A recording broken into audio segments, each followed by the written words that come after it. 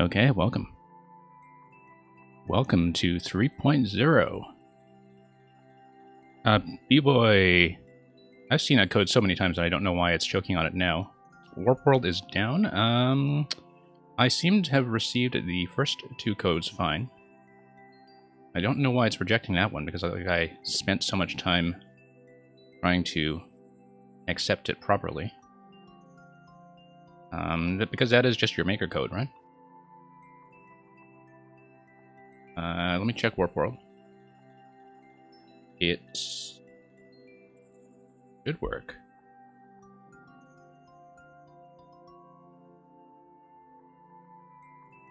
Yeah, you know what? I'll just turn off the code validation, I guess. Just give me a moment here.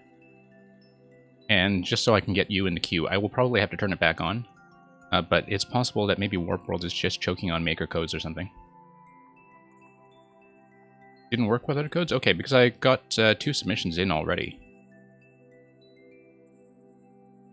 Do you want to try punching that in one more time, B-Boy?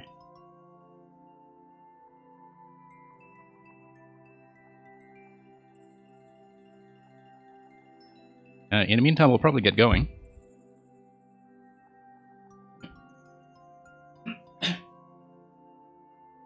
So again, welcome to 3.0. I will let you folks know in advance that I have not actually looked at absolutely everything that has been added in the editor yet. I've played around with some of the new mechanics, of course, like the SMB2 mushroom. But I have not looked at everything, so some of the mechanics, we'll be learning them as we go.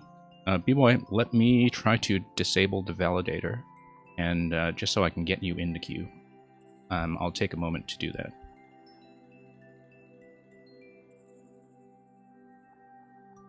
Would you like to try that again? It should let you in now, and I can punch in your code manually from there. So just try the add command again, and it should get in right away.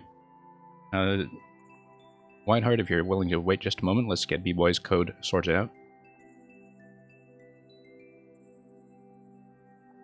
Okay, so thank you. As we can see, because it's not doing the validation, I think it's also not pulling the level titles or maker names. I'm going to turn the validation back on for now, but if other people run into the same Warp World bug that B-Boy did, then we'll deal with that as it comes. So yeah, we got submissions going in today before we even got started, so usually I would run a bit of a warm-up level.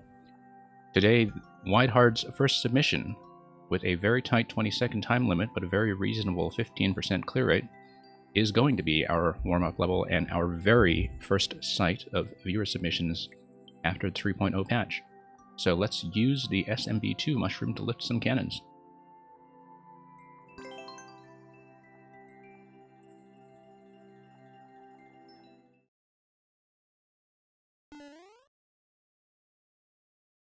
By cannons, you mean cannonballs. Okay, well, we'll deal with that when it comes.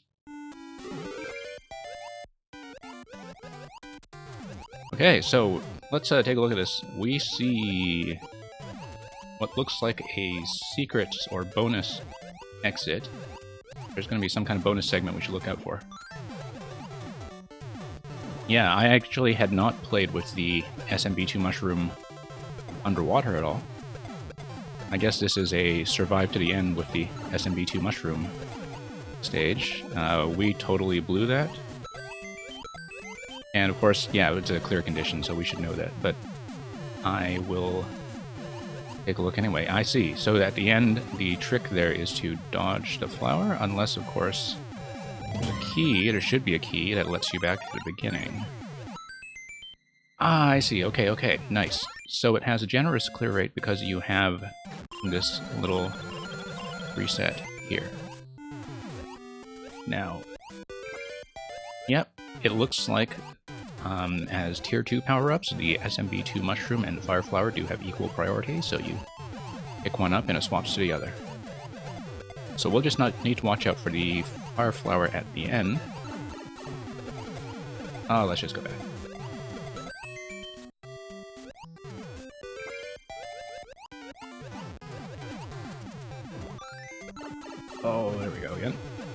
didn't even see those spikes earlier. They are a very well-placed kind of warning shot in a level full of warning shots.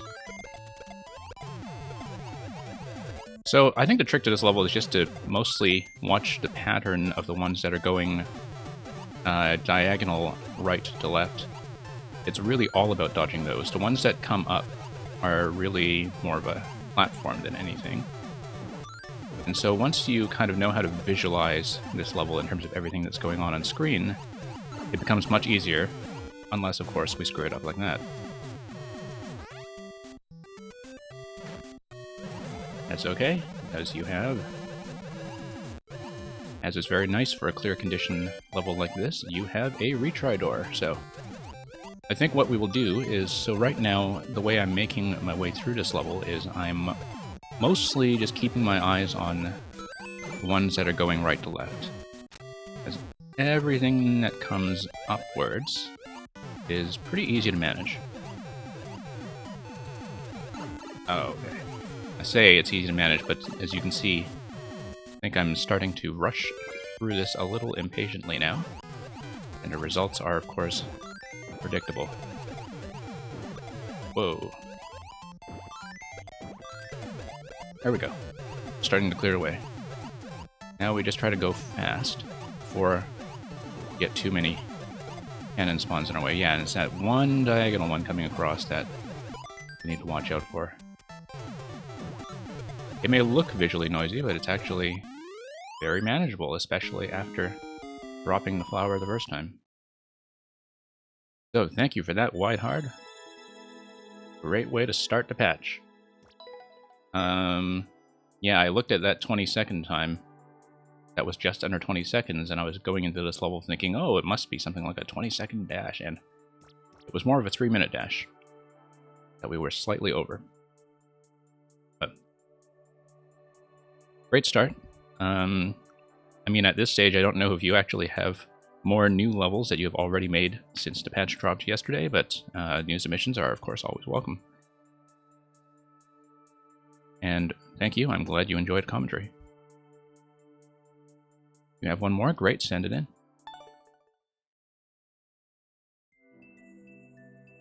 Okay, Game Gear 95.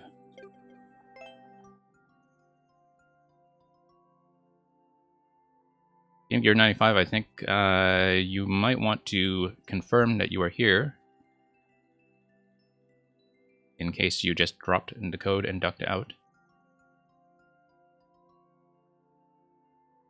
If not, I think I'm going to bump Game Gear back a spot and get to the B-Boy code that we worked so hard to get in here.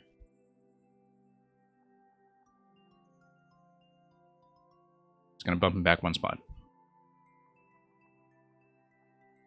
Yeah, because I know some people just go down to recently started streams and drop their code everywhere and hope something hits, but the point of this stream is very much to playtest for people in front of them. So, not a great way to farm some plays.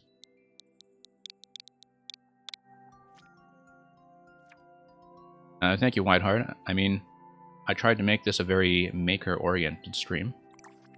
It's not so much about me trying to beat hard levels, although I certainly try my best. It's much more about showing off some of the making tricks that you've been doing. So, B-Boy, I assume that you'll want to see some Koopaling shenanigans.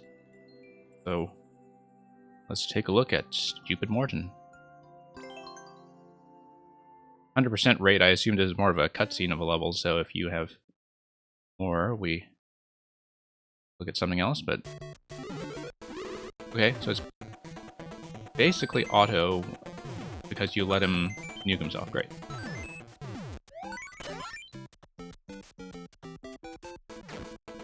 And he's going to fall down again. Hey, you know what? We're just going to not go for the record and just kind of see that interaction. Yeah, because as we know, the melting of the ice blocks is a state that does preserve when you re-enter through the door. Kind of like when you break a block normally. I actually would not have been 100% sure about that with the ice blocks, but I'm glad we were reminded of it now. So that was super, super quick. But B-Boy, if you want to get back in queue, that would be great. Okay.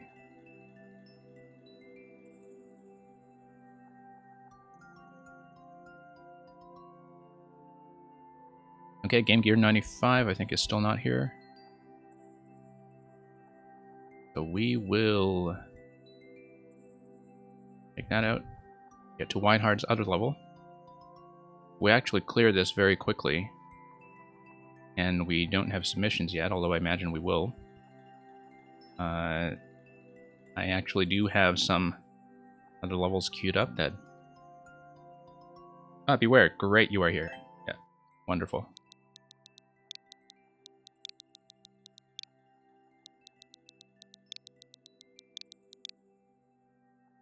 Okay.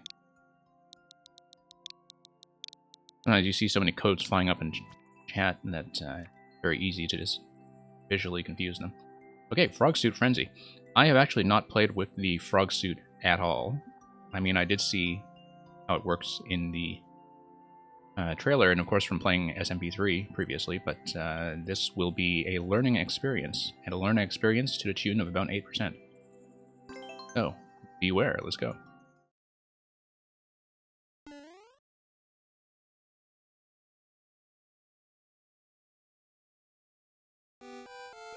Bum, bum, bum, bum.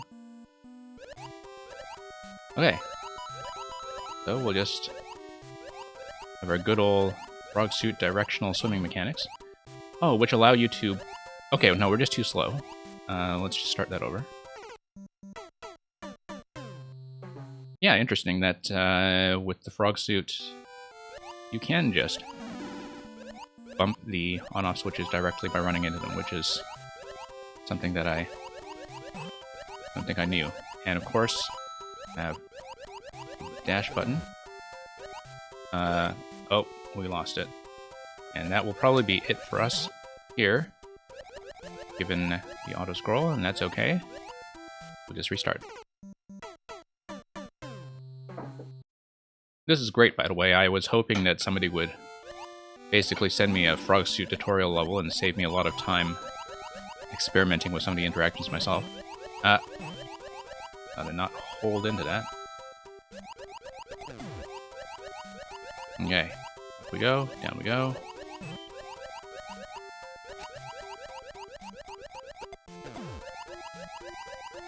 And yeah, with the on-off switches, very easy to accidentally double bump them. But I think we are kind of on pace now. Oh, here's a Mecha Koopa. A Rocket Mecha Koopa, which I think we'll have to use like that. Very nice, very nice. And again.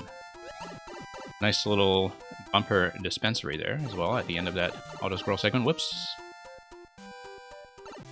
Oh, that was a bit of an oversight on my part, but perhaps also an oversight on Nintendo's part to not give us as convenient a way of doing one-way pipes as we had in Maker 1, when we could just stack pipes against each other. Luckily, we can restart from the checkpoint.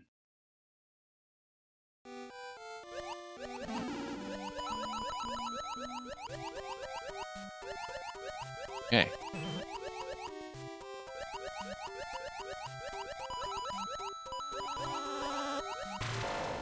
Yeah, I really like how these obstacles are laid out so far.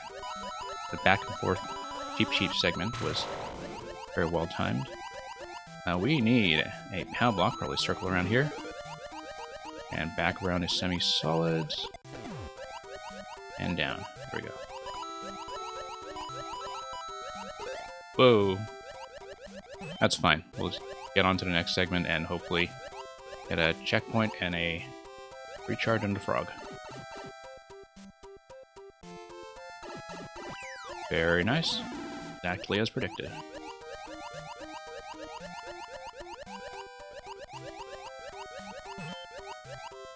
Okay. Now this guy. Yeah, the pacing of this level is working quite well, I think, especially because, of course, I've come into this with, like, 0 frog suit experience, and given these circumstances, that was a highly instructive training stage. I suppose you did just want to give 3 1-ups for Endless at the end. It did bug me a bit that they were blocks that were off-center over the semi-solid platforms, but I'm fussy about things like that. Surprisingly, for all the failure points I heard earlier, I was only a second behind world record.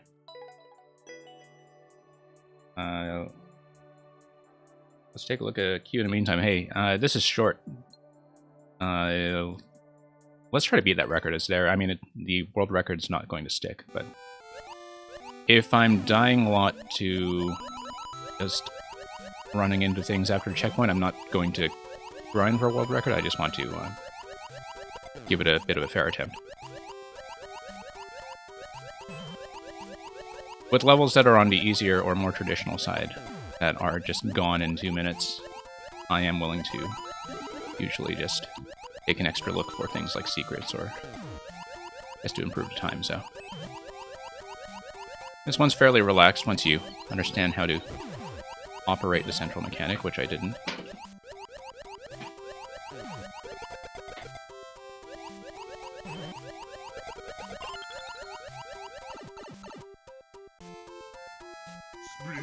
Not going to be a particularly tight record. Thank you for the follow, by the way.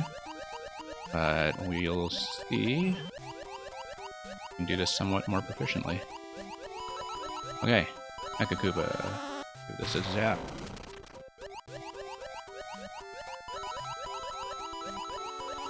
Is Blue Mecha Koopa not amazing? Like, that's something very unique to Mario Maker. Just the whole laser interaction. Oh, nearly missed that throw entirely. Lost a little bit of time anyway when I was coming around to semi-solid.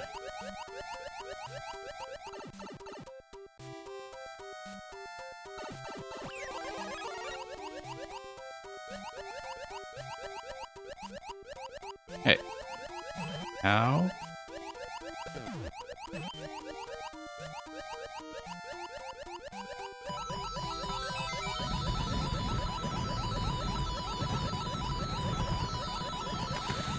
And let's just go straight for it. Like I said, not a tight record. As you submit this level around, I'm sure that will be beatable very quickly, but might as well tighten it up. So let's mark that as a win.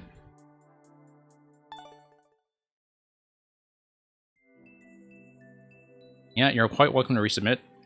If you have anything else to show me, obviously I would like to prioritize levels with new mechanics, but old levels are accepted as well.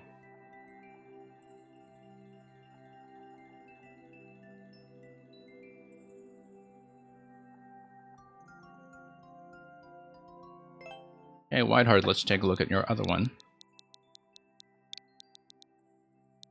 Whoops.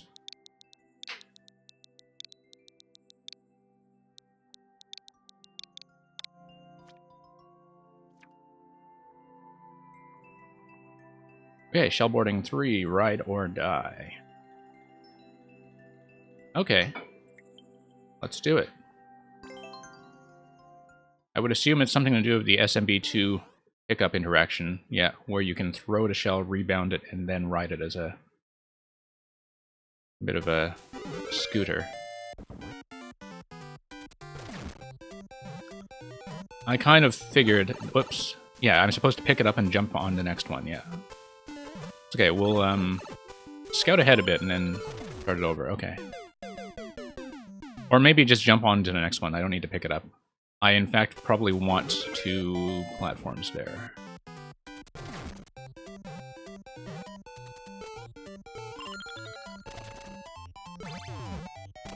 And there we go. Whoa! Yeah, interesting variation on the typical kind of shell train layout that was formerly done with Buzzies. I mean, I know I have to satisfy the clear condition. So far, I haven't seen what the SMB2 specific throwing mechanic will be. Well, I mean, it's there to ride a shell, obviously, because normally you would just deflect it.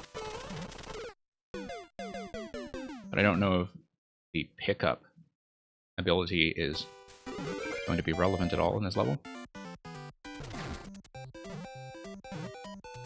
But yeah, I mean, I guess the novelty here definitely is the ability to ride a shell. Let's start over.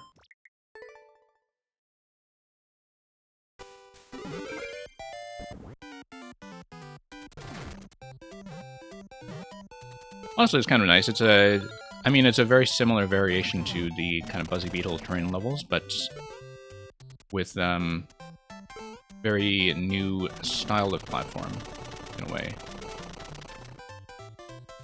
I actually kind of like the idea of interactions like this. Oh, I should have picked up the shell net. Yeah.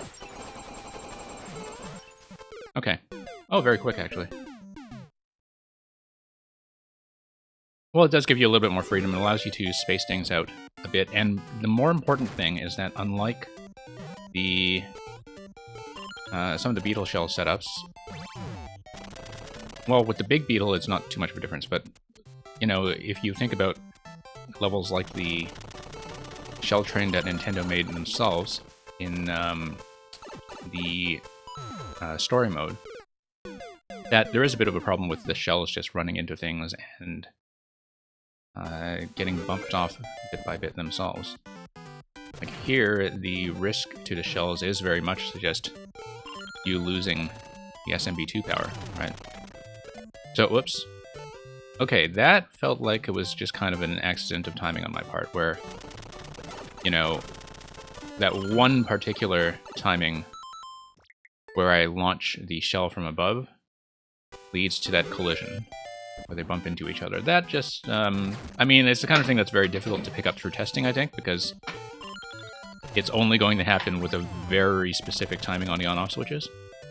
It is a little unfortunate, but I mean, that's what playtesting is for, right? You get to see stuff like that. Okay. Oh, okay. Okay, it did feel like I almost cheesed it there. Just from damage boosting to have the helmet taken off. Thank you for the follow.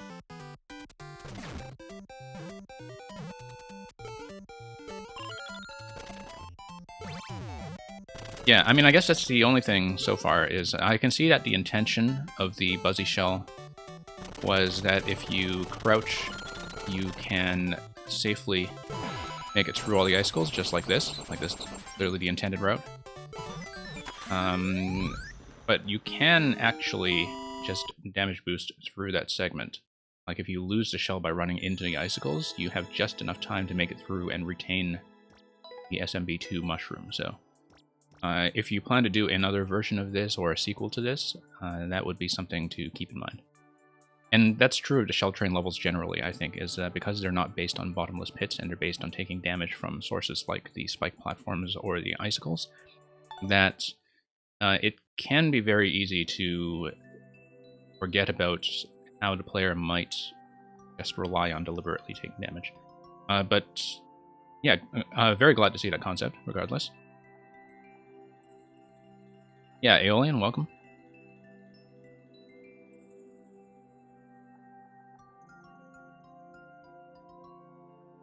Okay, the queue is actually clear. I mean, obviously, we'd love to see, you know, a lot of concepts from after the patch. But if you folks have anything to show me from before the patch, that's fine too. I am also quite willing to look at some worlds. I will probably not necessarily run them through all the way, but I think worlds actually can be interrupted and resumed later. Like, it will save your position and your progress on a given person's world. So I don't mind pushing through some of that and putting it aside for time if we need to and continuing later. So worlds are welcome. And if you folks don't have any ideas, like I do have some courses on my personal list I could look at. There's one that I was originally going to spin up as my warm-up level, so we can maybe take a look at that one for a bit. So this one here is from Mang. Mang is, well, I mean, it's the first day after the patch, right? Yeah, people are going to drive quickly. So Mang is, I think, one of the most underrated makers. Like, they have a list of dozens and dozens of levels that are very inventive concept levels, and 3 or 4% is actually on the high side. So let's ask what's wrong with you, Mang, and see what Mang came up with. And okay, so we know we have 3 uses on the propeller hat. Let's go 1. Oh, that's just a roll. Okay, so interesting. I was wondering if that was like a camera trick.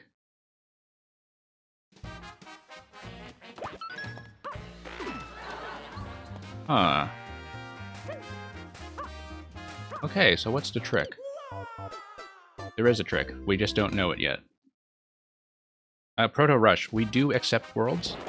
I won't necessarily go through them all the way. Currently, the policy that I'm playing with for worlds is I'll do them either until the first game over, after a reasonable minimum of time, or up until about, say, half an hour, which is what I usually do for longer levels like trolls and puzzles and so on. So,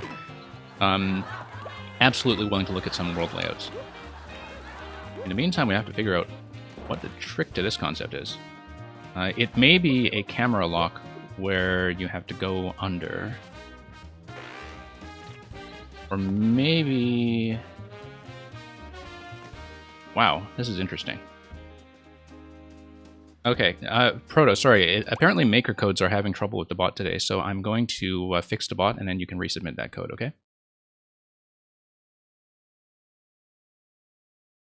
Because apparently the thing that checks against Warp World's database to grab names of levels is broken today, and or at least broken against creator codes. See a dash panel up ahead. Okay, if not the on-off switch, then what? Like, there's gotta be... Like, I haven't played with the propeller suit really at all, so knowing a lot of Mang's levels, there is some kind of hidden interaction here that I don't know about. Something that is new to me.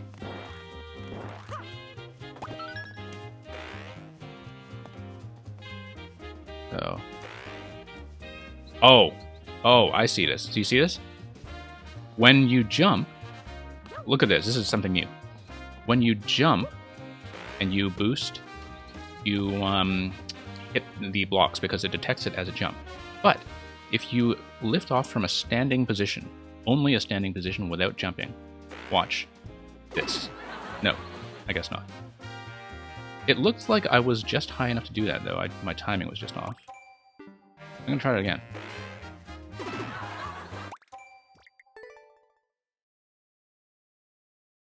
Yeah, Proto Rush, try to re-enter your code. I should have that fixed now. Okay, I guess not. I thought that had so much potential.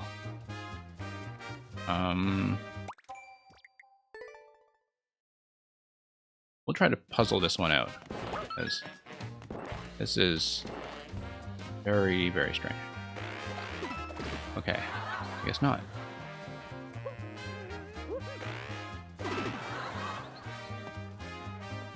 We might just have to ask the creator later what the trick is. But in the meantime, since we actually have somebody in the queue, let's think about this one, because I definitely want to see what the trick to this puzzle is. Yeah, Redux, you can. The bot apparently is breaking quite a bit on maker IDs today, but I have just turned off the validation for now, so just submit the code and I'll punch that in and see if it works. We'll begin with Proto Rush first.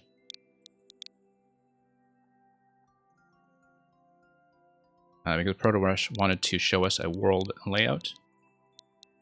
Again, because there are people behind you in queue, I might not necessarily do the whole thing, depending on length, but I will look at it up to a reasonable minimum of time. So, okay, you only have one world, 5 courses, so we could very well get through this. Depending on difficulty. Okay, Super Proto Rush World. This is actually the first world that anybody has sent me. Did anybody actually figure out what the Ninjas were? Are they just previous completions or previous numbers of players, or what is it? Because I thought they were maybe previous players to kind of track how many people have been progressing from one stage to the next. But we are going to have a starting bank of 3 lives, so let's be cautious. Let's not be as careless as we tend to be in the real Nintendo Mario games. Okay, so we're going to have a traditional world, and you know, I think one of the best things about seeing the new world creator, I admit that I was somebody who, you know, saw a lot of potential in having world playlists, but not necessarily in the map. But I think the format is actually very good for people who want to make traditional. I shouldn't have done that. I should have relied on a big Koopa. But I want that 1-up, because 1-ups actually matter now.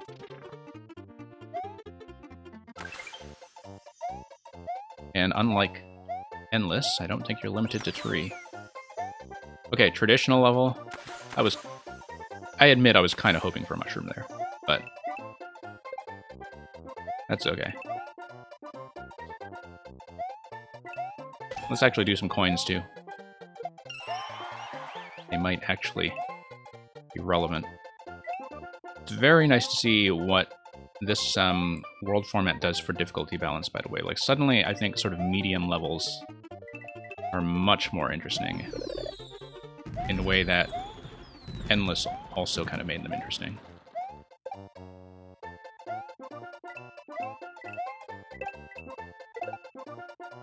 And yeah, sure, let's actually... You see, now we'll actually do the gate, too.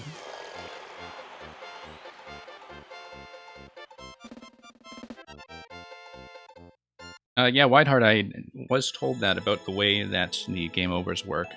And that's true, I kind of wish that they worked the way that they did in SMB3, where they just bump you to the beginning of the entire world, and then you have to repeat that set.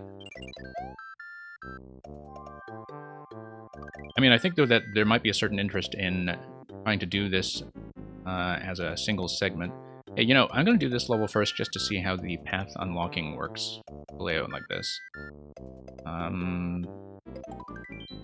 Whether it actually lets me directly to the castle or not. There's a lot of stuff about the world creator that I don't know yet because I haven't played with it. Like, I was just playing with some of the 3D world elements and the SMB2 mushroom when the patch dropped. And so a lot of this I'm kind of learning by doing.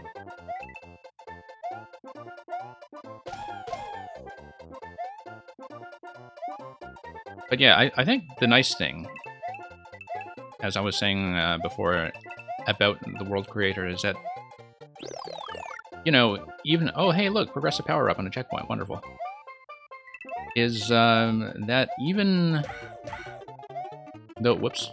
Why did I do that? I could have just shot it with a flower. What am I saying? Oh, yeah.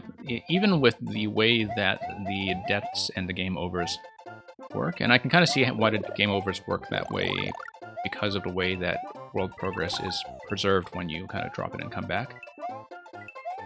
There might still be some interest in, you know, trying to do them kind of in a single segment. And running people's worlds up to the first game over to see if you can do a full clear. I mean, that's something that's a challenge that's self-imposed, and you would have to work it out with the creators themselves.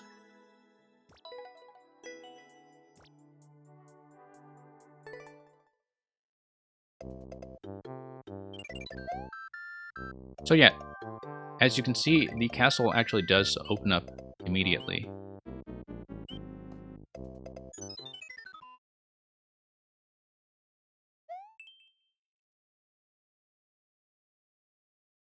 Whiteheart, I think the ninjas are actually a progression metric, but it's true that you don't have access to the clear rates. I think, though, that, like, if we pause, for instance, you can see...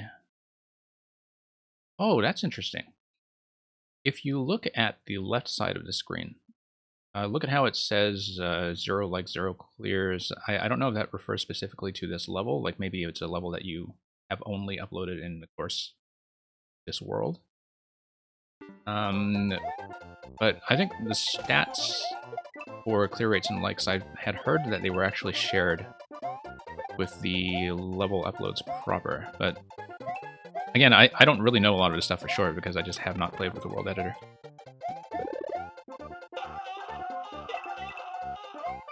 Alright, let's actually exercise some caution here.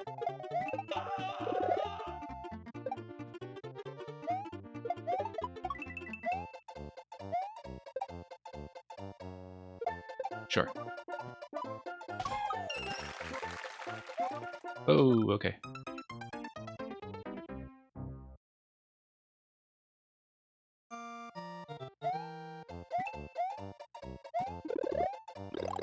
Yeah, so, Proto-Rush, were these levels that you had ever uploaded separately, or were they levels that only existed in your core spot until you put them in the world? Because, like, a lot of people were wondering that, I think, whether...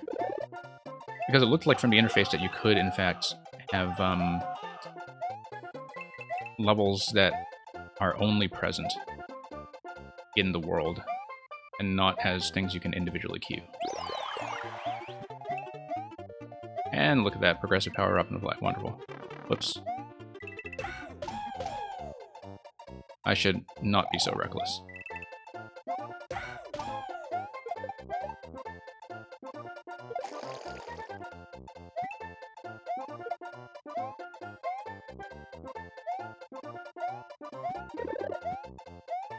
Oops. Try not to totally flood this.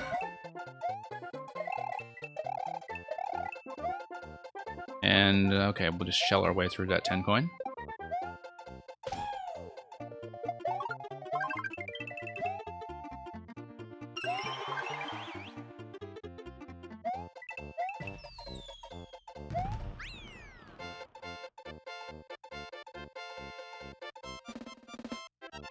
Oh, you have to upload them individually, but as in fully upload them, or is it okay if you just clear check them?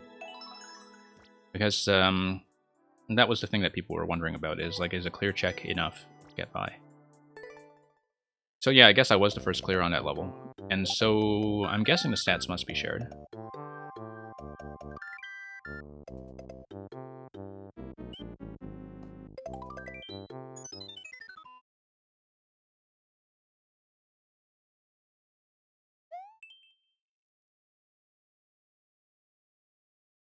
Upload them entirely, not clear check. Okay.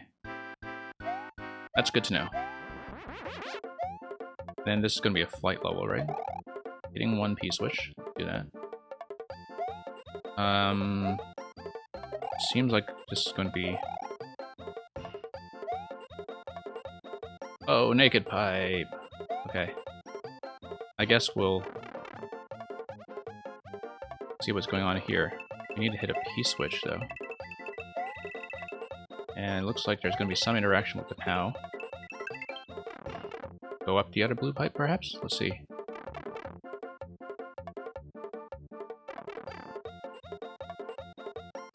Yeah, I guess you made this as a kind of a puzzle bonus room, like a Switch Palace. In fact, it does kind of feel like a Switch Palace. Not really sure...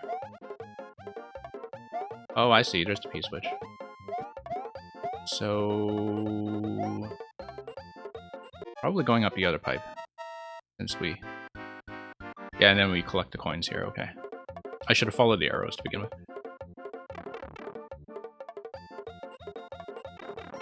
Yeah, I think the risk with a level like this, if it is indeed the case that you need to...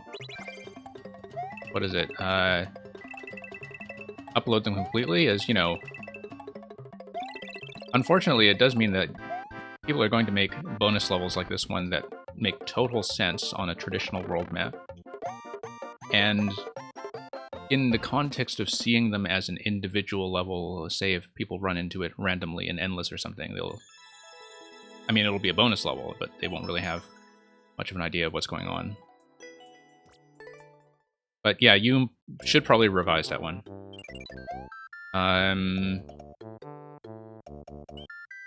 Because I was not... I mean, I know it's supposed to be a Switch Palace, but when I was reading the triple arrows like that right after you get a feather, definitely the first thing that I think when I see that is, oh, I have to fly.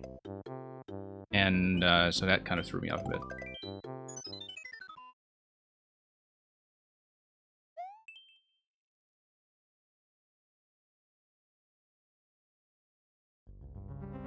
So yeah, as far as whether the game overs matter or not, which Whiteheart was asking about earlier, given the way the checkpoint system works, I think likely what I'll do for kind of standard difficulty worlds is if I see them in a viewer queue, I'm just going to go until the first game over. Like, that's been the policy that I've been kind of playing with and keeping in mind. Because then that way there are some stakes, right? Like, it's something that actually sort of matters. And also because I mean, I might try people's Kaizo levels. I definitely don't think I would have the patience for something like a super high difficulty Kaizo world. Yeah. The entrance to this auto-scroll segment seems a little bit tight to the left. I mean, that's sometimes the danger with auto-scrolls, is that I almost missed that checkpoint there. I find that with auto-scrolls that it's sometimes better to spawn the player a little further into the screen, like not right on the left side like that. And the reason for that is just that you have a little bit more time to react to the camera. Because when you spawn like right in the first few tiles on the left, why did I do that? The screen kind of pushes you right away before you even realize that auto-scroll is happening, right? So I think you understand what I mean there. That's a very minor thing, but it's just something that I've been thinking about because I play with auto-scrolls quite a bit myself.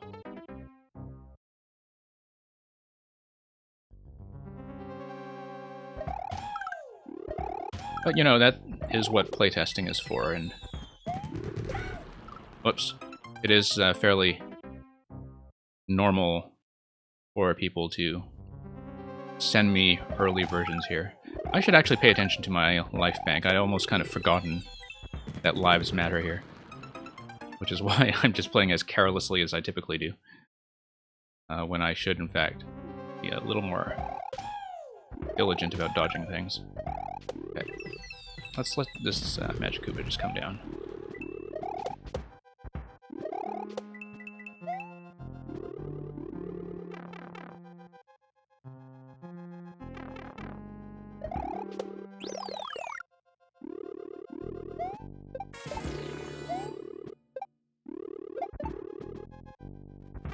Oh, whoops. Thought this guy was going to take me down. Okay, so... Pause time.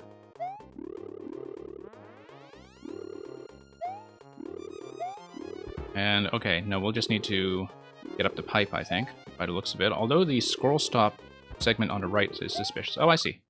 Just needed the Magikoopa to blast it. Wonder what that pipe was for, then. Secret... route? Or... some other kind of secret? Let's... Oh, I see. That's just a Magikoopa spawn point, so you guarantee that this part can actually be cleared. I see.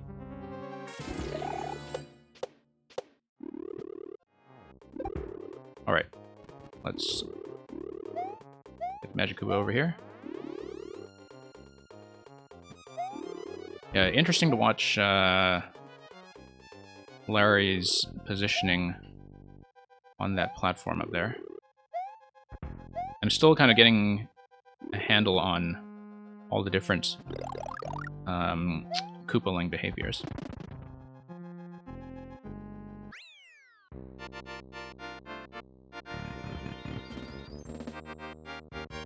Yeah, finished that world with about 7 lives. So, and as far as traditional balancing goes for a very careless player such as myself, I think, you know, that was a nice way to play them as a set. Oh, and you get the end credit music. Wonderful. This is the first time I've seen this.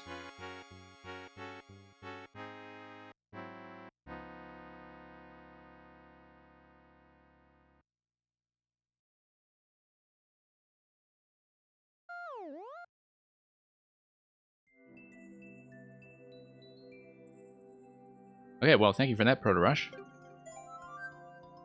And I cleared my first super world. So. Hey, do we want to take a look at the shirt?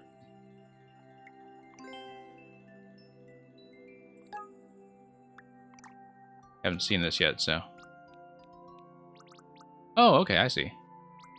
Hey, you know what? Let's keep that on for the duration since we earned it. And let's get on to Redox.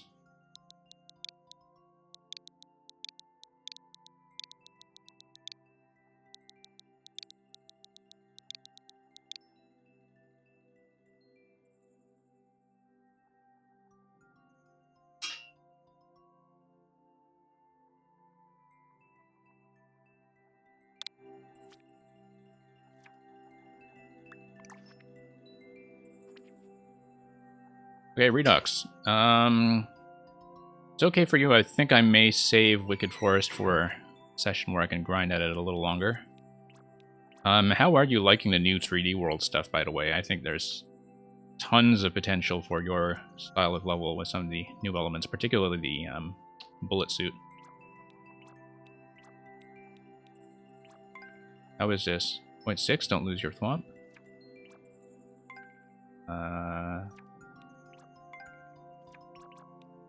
And how is the clear rate doing so far in Wicked Forest? Wow, 0.06, yeah, that's right. This was by far your hardest. So why don't we go down the list over to Fast Ride and see how we do with that.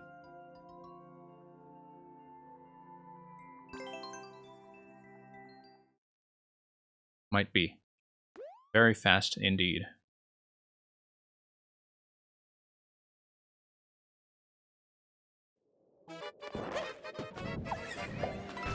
Whoa, okay, okay, we're slow.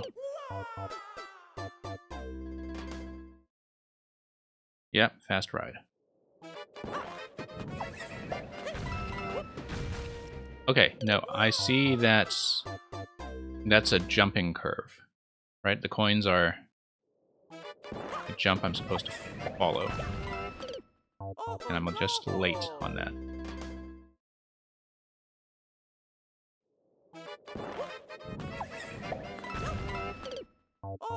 Very, very late.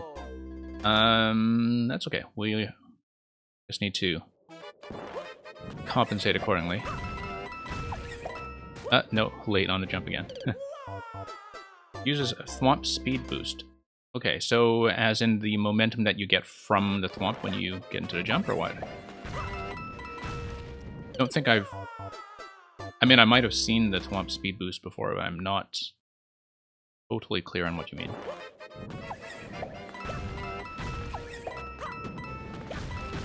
Yeah, we're too slow. We're too slow.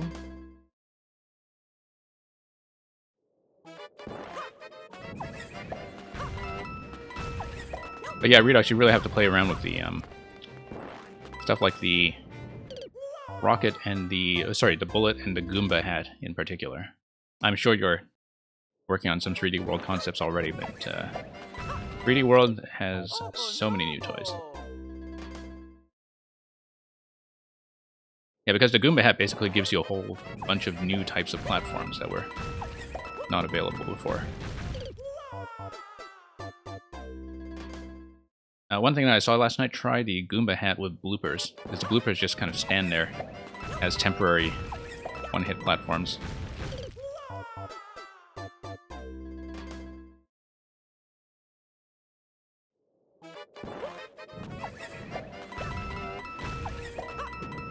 Okay. I see, I'm just slipping right off of it. Oh, I see what you mean by the making use of the speed boost is because I'm releasing too late on that jump. I'm not falling correctly out of that. I feel like I was supposed to maybe long jump out of that, in fact. No, not enough height. I actually need to jump and dash. Oh no, I see the long jump indicator, like the 2 coins on top of that. Oh, I get it.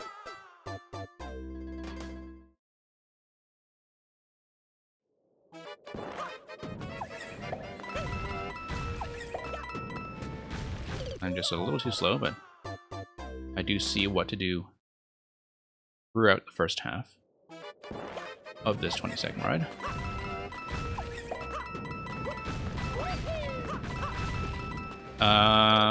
That did not go as expected. Jump fast one, that... Okay. Whoops. Oh, I see what happened there is, I got in ahead enough that the swamp that came down blocked the one that I...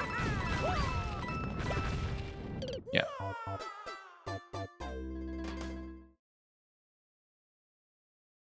Yeah, blocked the one that I am riding. I see what happened.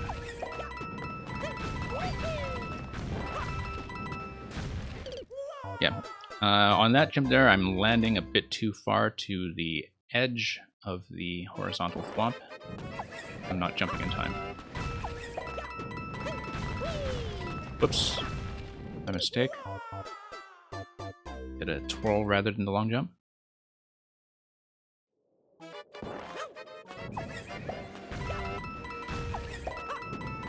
Whoops.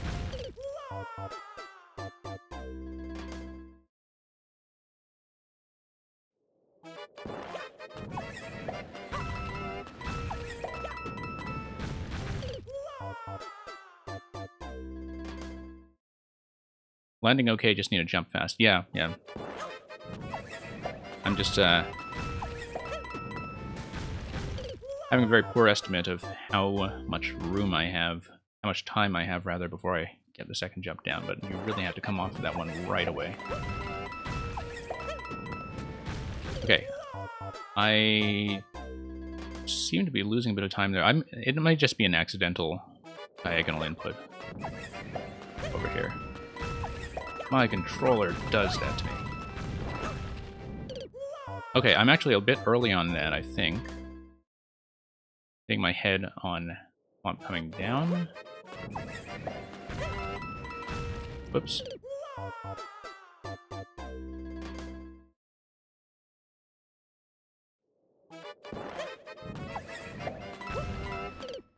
Yeah, just too late. Got pushed by the thwomp.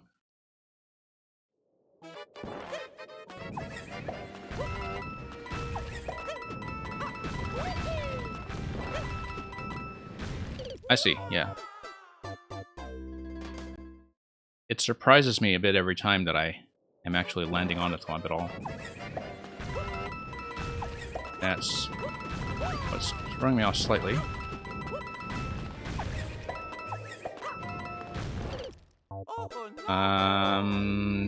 Oh, I must have missed something there.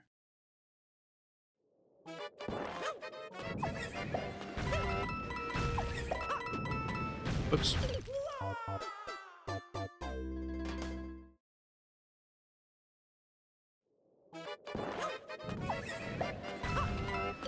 Yeah, there are a lot of points here where I need to trust that I will, in fact, land on the thwomp accurately.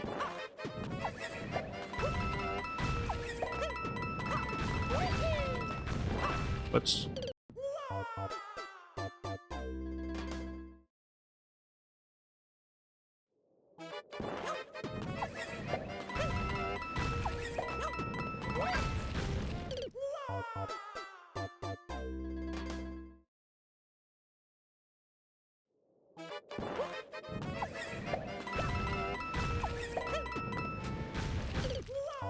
After the pipe, take a step before jumping to get the thwomp speed. Okay.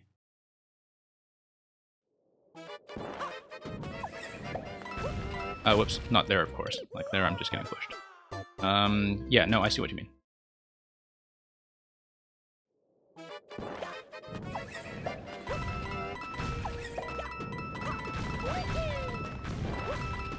Oops. Late on that jump, as usual. I mean, this is already about the halfway point, and we were, I think, just a few jumps short of the end.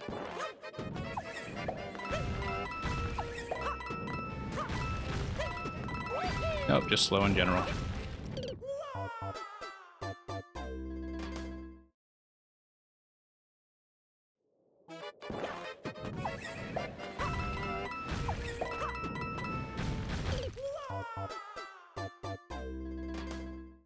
FNAF Mario Gamers. Thank you for the submission. Get to you soon.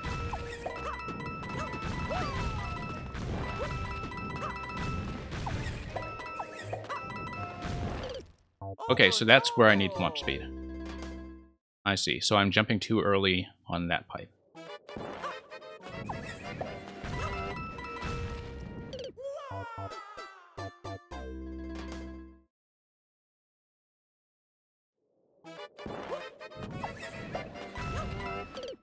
Oh no! Hey, Dial, thank you for the submission.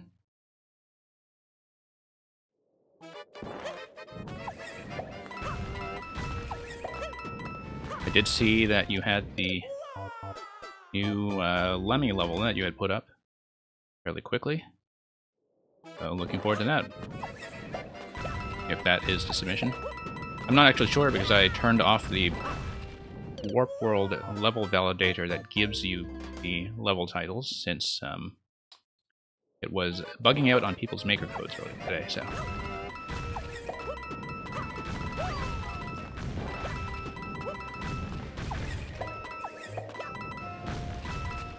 Okay, so just a little bit late, we can see there. Almost managed it, though.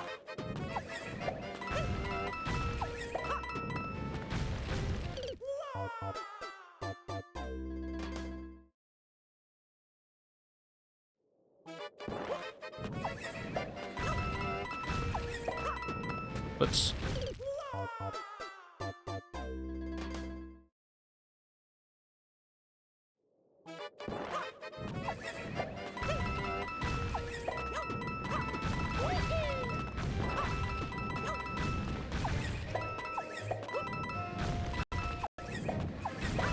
Okay, a little early on that long jump. I did see what to do there. We have about 6 seconds left. That was very much a timing issue. I think I did read that accurately. And, okay, no, I just bumped the corner that time. That's what slowed me down. You do need a very precise exit there on that thwomp speed segment. Gentle puzzle level with Morton's unique fireball mechanics. Yeah. Yeah, I love the Morton interaction with ice. I was playing around with that a bit, and I was actually already shown one very brief concept demo that uses that. But the fact that he has a couple of different patterns, like with the stomp and the projectile, makes Morton quite interesting.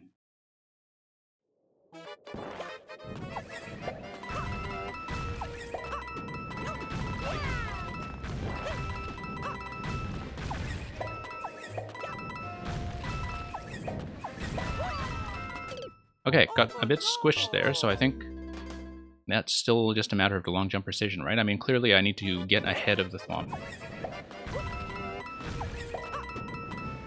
In that, sorry, that's segment near the end there with the long jump. I should be landing ahead of the thwomp so I can be pushed ahead. I should be quite close to the goal at that point.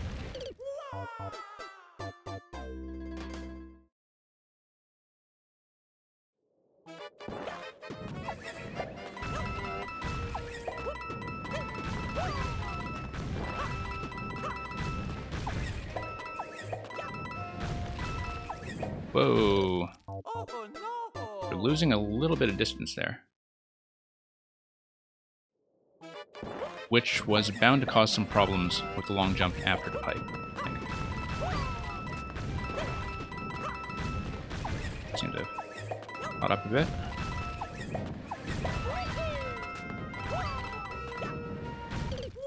Three seconds. This has to be almost the last sequence there.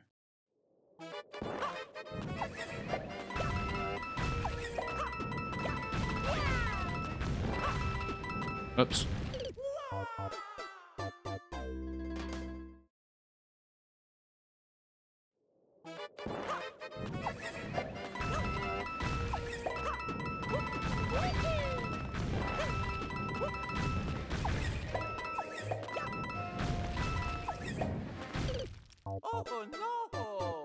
Yeah, I assumed that with 3 seconds that would just be the last series of pipes. It does look like I'm slipping back a little bit as I go, that I'm losing a little bit of distance somewhere in the middle, and I can't quite tell where that is happening.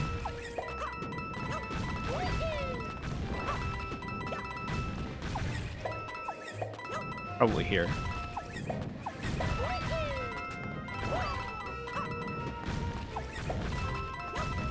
Whoa, okay, so that looks like another Thwomp Speed jump from the landing arc. Maybe wrong, but looks like that's right at the flag. Okay, that was an accidental twirl.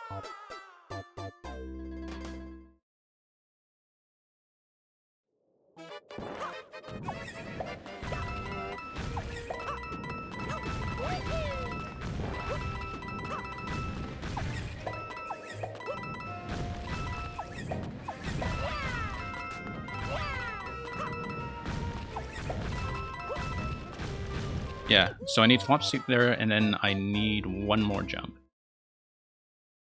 And that's it. The last 2 jumps, we'll get the flag.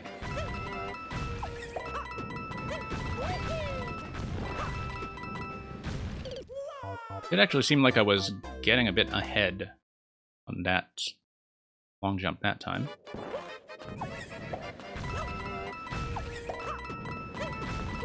Whoops. Considering I totally loved the long jump with the twirl that time, I'm surprised I lived for as long as I did.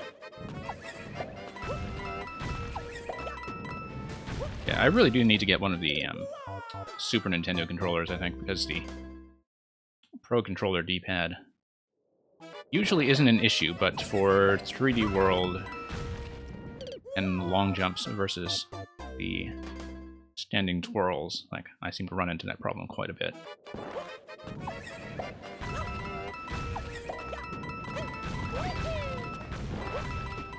Okay, I'm just way ahead now.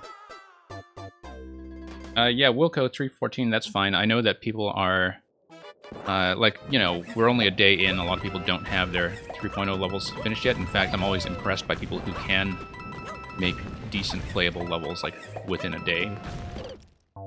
The one I'm playing right now is, in fact, this pre-3.0 level. We'll be following it with 2 more that, I know one of them for sure is new. Because, of course, you know, I'd love to show off new concepts today. But old viewer levels are definitely welcome. And indeed, I should probably change my stream title afterwards to make that clear that, I mean, like, going into the stream, I was kind of unsure of just how many 3.0 submissions there would be.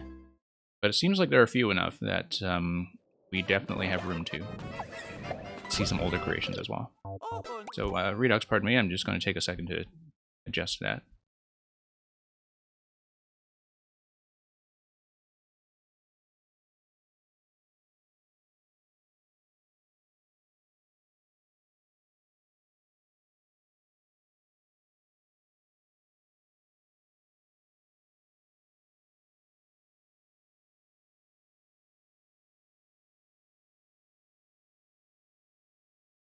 Yeah, Proto Rush, that's true. Although I think some of the best uses of the new mechanics would be very specifically built around them. Like, there are a lot of interactions that, you know, you can't really bug test or...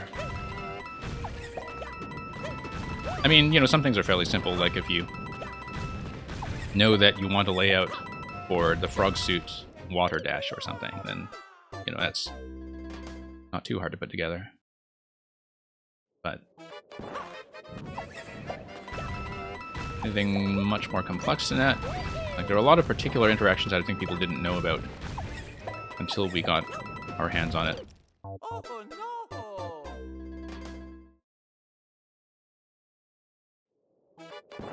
Oh, whoops. I was looking over at chat that time.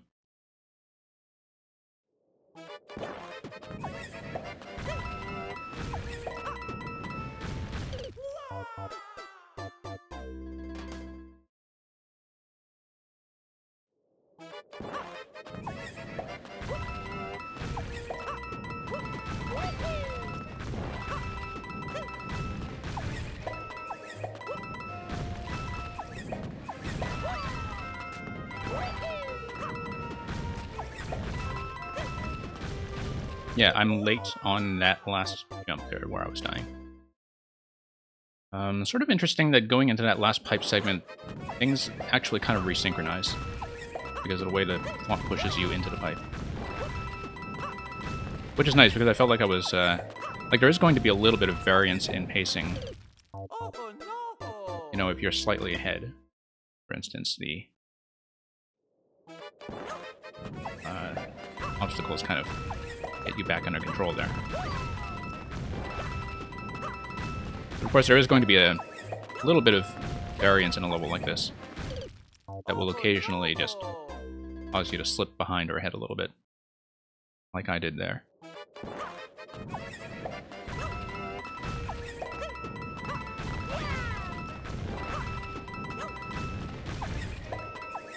I mean, just using the thwomp momentum at all seems like it's something that would have required quite a bit of testing just to get the arcs and timings to come out right.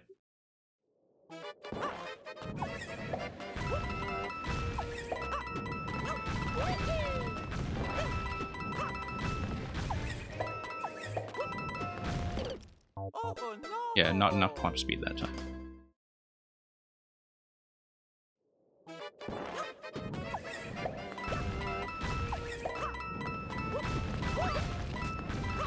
FNAF is actually not too bad. I mean, I've played lots of Redox's levels before, so I kind of know what to expect and how to read the indications and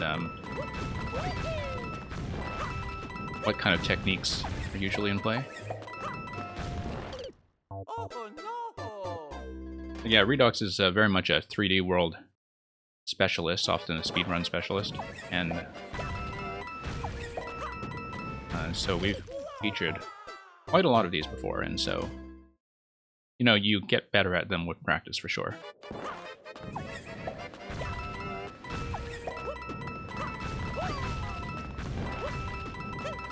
There are a few timings here where you do need to be very quick about jumping. Yeah, that time I was just behind pace. There was no way I was going to make that, and I actually bumped my head on the ceiling.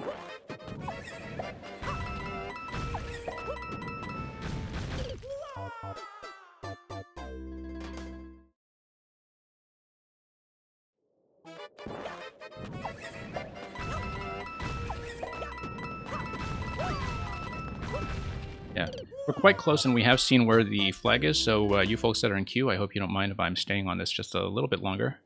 If we're really having trouble with it, then I'll skip ahead and come back to this later. Redox has been here before, so he knows how that works. But we are right at the flag, so, in terms of progression.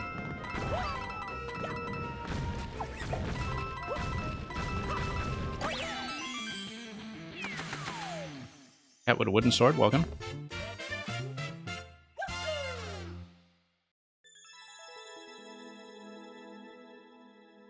How you submit a world? Just submit your maker code. If you submit your maker code, I will be able to see your world from there. I probably should have put that into the viewer worlds guide, but I think people will figure it out as they go. Look at that, I'm a frame behind, or 2 behind world record. Got to like this. Hey, thank you for that, Redox, as usual.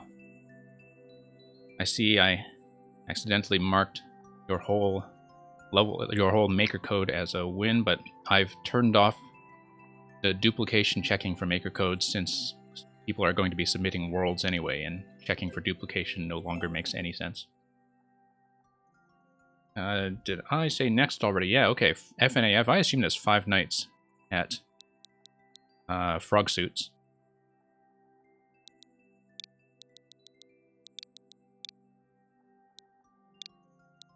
I'm trying to think of stuff in... Oh, thank you for the bits. Trying to think of entities in the Mario games that actually begin with the letter F, and I'm struggling. 5 nights at, I don't know, Faluigi? 5 nights at Fastest Boomerang Speedrun. Okay, so thank you for giving me a shot at the first clear. I see this was uploaded pretty much half an hour ago. Very fresh. And I always do appreciate it when I get first crack at something, whether or not I can do it. I have not really played with the boomerang suit at all, I'll warn you, so this might be... I might be making this look harder than it actually turns out to be. Okay, 49 seconds and I'm already going to be late, so let's just try to do the obstacles. Oh, that's neat. That's neat. I was going to use the blue block as the rebound. And then you're going to do a back throw. Okay. Wonder what that warp block is all about. I'm sure that's just a death trap. And... oh, I see. No, you don't want to hit that because you want the boomerang to go through it, and you want to lead the boomerang. And I want a long jump there, for sure. I want a long jump, I want to lead the boomerang through the pipe, and I want to land on the red block. Yeah. No, too slow.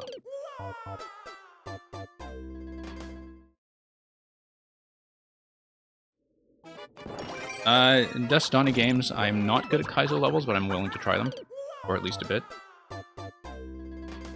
I've definitely wiped on some Kaizo quite a bit on the stream before. I think you might have sent me one before that I wiped on like crazy. Thank you for the follow. Do I have good reaction time? It depends.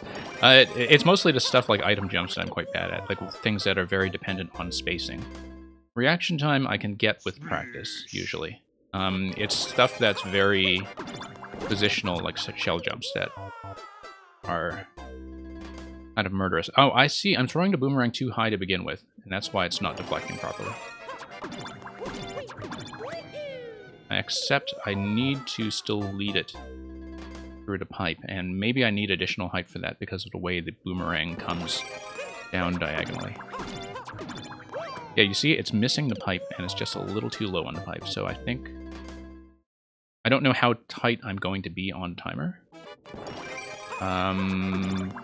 But it clearly doesn't want to let me make that high a jump. Maybe I should be throwing it into the pipe to begin with, like hit the pipe. But no, the arrow tells me I shouldn't. So the arrow does tell me that I want a left throw into the lower icicle. And then, what is up with that warp block? I think it must just be a trap. Something to... Hey, you know what? I'm gonna try it, just to see. Yeah, thought so. The new hats? Yeah, Dustani, you know, I'd love to look at it. I might die on it horribly, but I'd love to see the concept. You know what? I should have thrown into the pipe as well. I don't know why I guess the intention is to have a rebound, right? Oh, yeah, okay. The rebound actually does work. My positioning is just terrible. Because I'm following the arrows here, and I was thinking, okay, it's definitely a rebound. But I'm just too low, or too close, actually. Too close might be the issue, because of the way the boomerang is drifting back down. Too far now. Junior's Odyssey, I appreciate the compliment.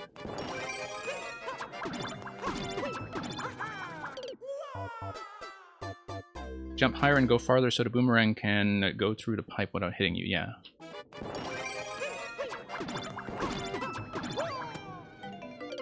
Yeah, just trying to manage the jump there, because I know that the boomerang follows your horizontal position and that it drifts down like that. Yeah, and I'm clearly throwing too far to the left. But I find that if I'm too far to the right, then the boomerang is a little too late to give me the blue platform, right?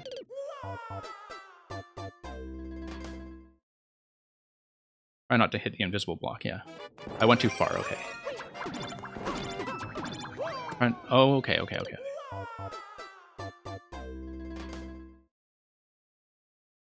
Jump higher and go farther. Like, I'm not really clear on what that invisible block is meant to enforce. I see. I have the positioning now, I just had a bad jump.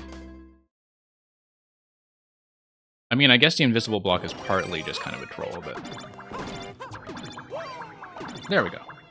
Oh, and then wall jump. Okay. wall jump, and now that's interesting because I suppose there's going to be a double rebound on the boomerang such that it comes out the pipe and then goes back in, right? Because it's still going to try to follow Mario. But it has to hit... Yeah, I'm too far to the right. It has to hit a switch that is kind of within the activation range. So I'm assuming that it actually follows Mario into the pipe twice. We gotta do this again.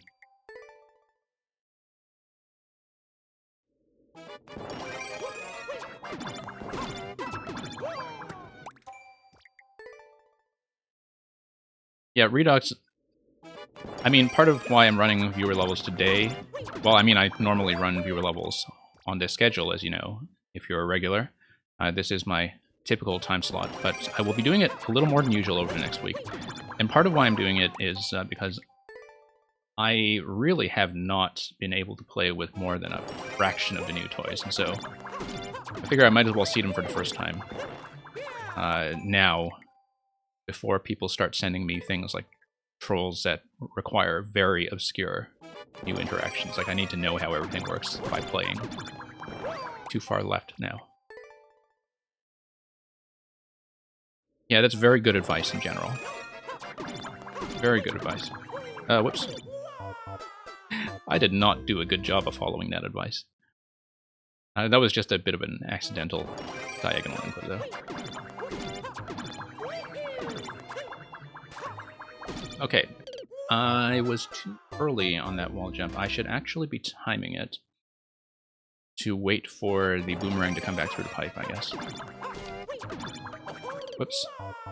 Look at that deflection. Barely missing the goal.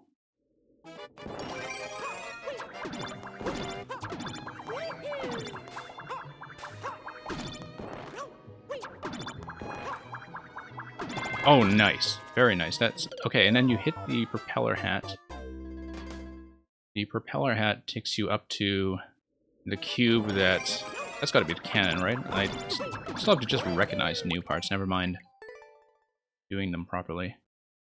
Now, I do know that the box hats tend to cancel the abilities of the power-ups that you're in, right? So, but if the boomerang is already out, the boomerang should still be flying. That's my understanding. I played around a bit with the box hats last night, and the one power that does get preserved is the cat. Like, you can still climb walls. Yeah, okay, that might be a timer issue in the long run, but that's actually more relaxed an obstacle than I take it for. Whoops.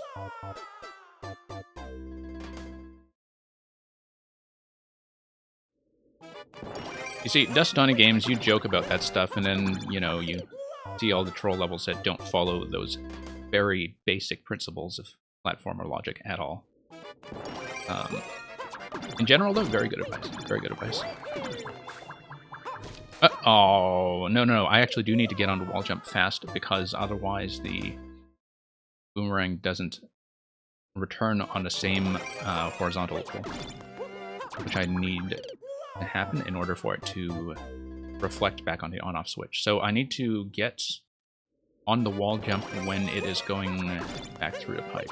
Oops, early.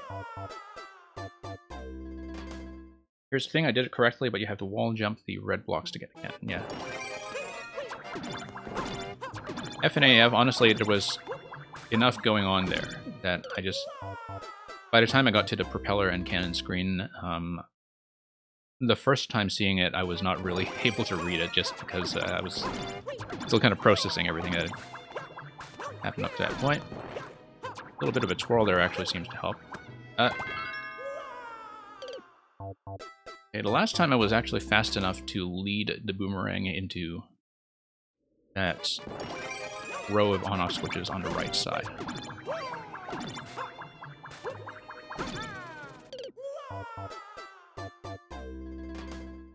Yeah, the boomerang is pretty neat. This is the first boomerang level I've played in this patch, as I said earlier, and I think it is a great way to start. I don't know if I'll actually beat this level, but I am learning a lot about the boomerang while I'm doing it, so I think this has been a very valuable experience. Nope. Hi, Mr. Gamma Mare. Welcome.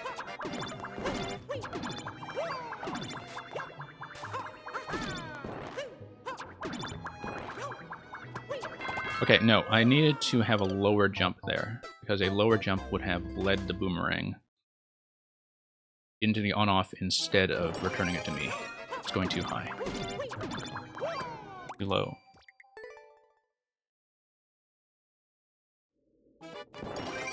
There was a tube before that I have to shoot the pipe to get the cannon. Yeah, I will have to look at that screen when I get back to it.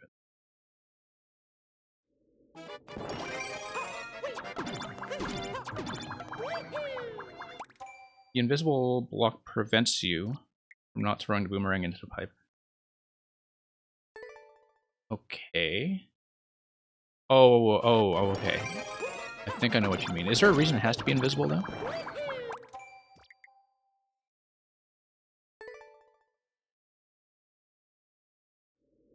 I guess if given the height, it would block the return path if you have a bad throwing position that is aiming at the top block. But I mean, I don't quite know how you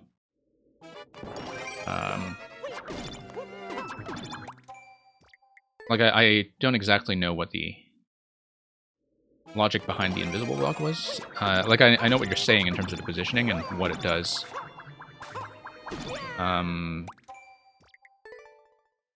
But it is a little bit of a surprise every time. I mean, you know,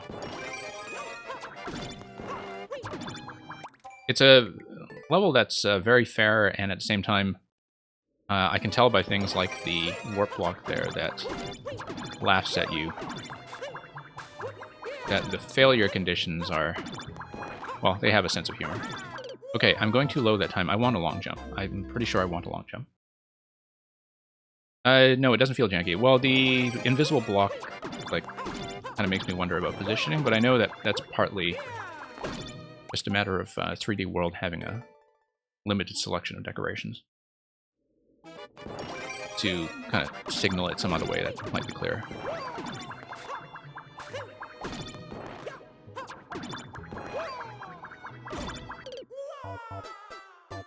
Okay, so I get the Goomba hats. I wonder if I should, in fact, retrieve the boomerang and then rethrow it. Maybe it is easier if I do it that way. I think I was a little bit fooled by how I successfully managed it the first time.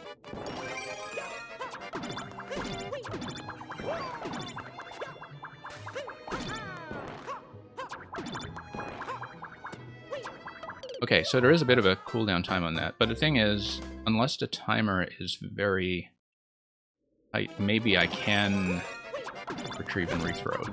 The only thing I'm worried about for that method is the clock. Okay, I have to jump normally. Right, because then I can get enough height on the boomerang on the return path. I can see how the long jump would pull it too low. Whoops. Total slip.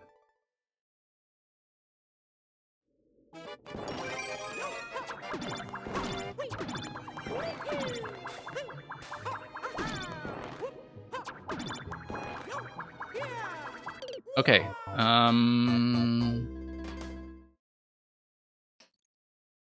I feel like the distance there is kind of designed for it to work as a rebound rather than a rethrow. Just going a little too high there, I think. Or maybe I need to jump over the boomerang or something, I don't know. But basically I'm thinking that the rebound definitely looks like the solution that was designed.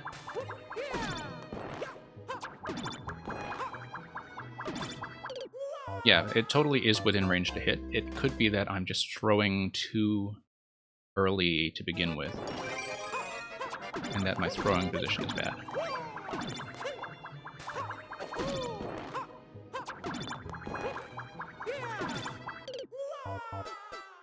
Hey, Caden. Welcome back. Thank you for the new level.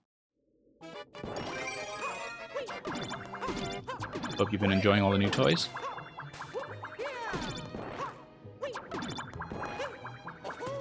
Okay.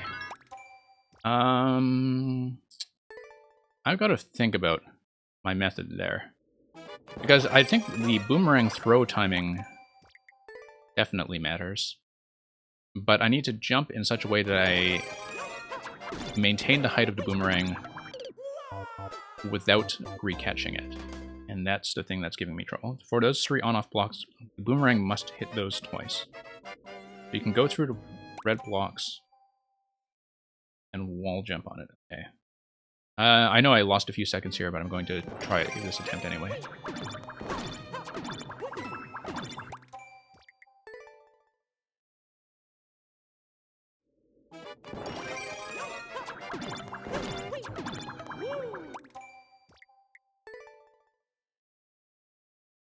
Go through the red blocks and wall jump on it? Okay, I haven't really seen that yet, but let's see. But I am right that it should be done as a rebound, right? Like, not as a second catch and throw.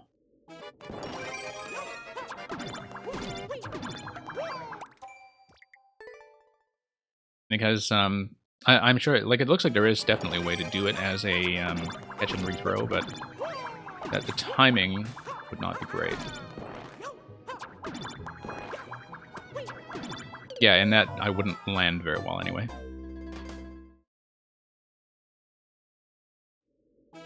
You mean if the red blocks aren't... Okay.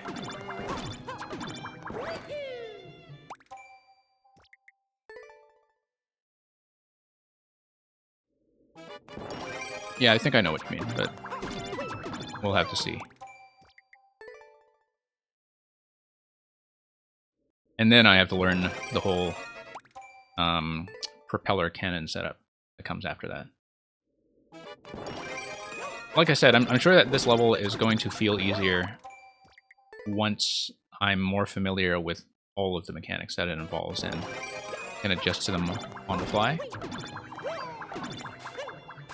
Because right now, it's definitely early enough in this patch that, you know, I see something... Whoa, okay. We got distracted while talking, and I was amazed that this was successful. Okay, so we need a propeller. Oh, I see. Wall jump back on the red blocks. And then wall jump into the cannon suit. And then the cannon suit... What does that do? Oh, I see. Okay, so that's on-off blocks to the right. So this is going to be a kind of back and forth segment, I suppose.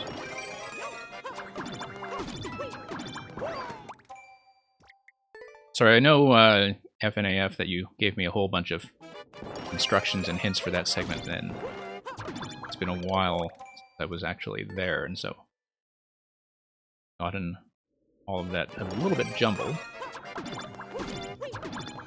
Whoops. Totally missed that long jump.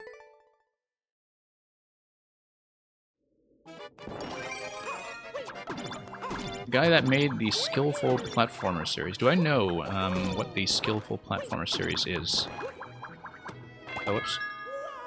Now, last time I did that successfully, I did it with the rethrow. So I think in order to do that, I actually want to throw a little bit earlier on the upper on-off switch. Throw it earlier, retrieve it earlier, and then that, whoops, gives me an opportunity to get the second throw.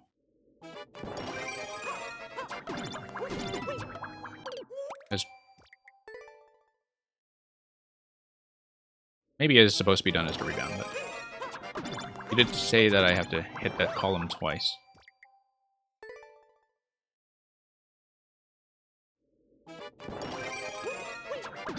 I mean, I do really like these setups with the, whoops,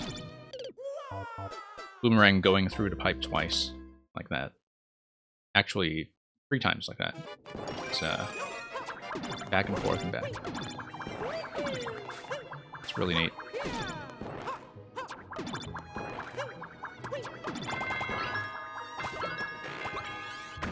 Okay, I see what you mean by hitting the on-off twice. So I assume that I want a boomerang throw, and then I use the propeller. And using the propeller will pull the boomerang up, right? Or won't it? Because I thought that the boomerang actually stays low when you throw it low.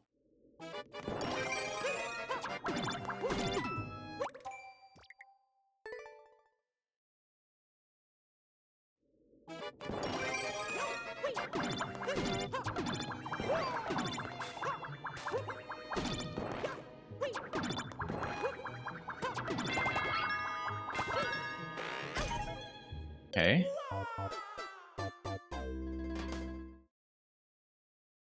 Maybe I should be grabbing the cannon box first, because I'm going to think about it for a sec, because I need the propeller hat to be on in order to get through the next segment after that anyway, with the on-off activations kind of raising and lowering the walls. Like, I need a propeller in order to stay afloat and get across that. So I need to collect that last.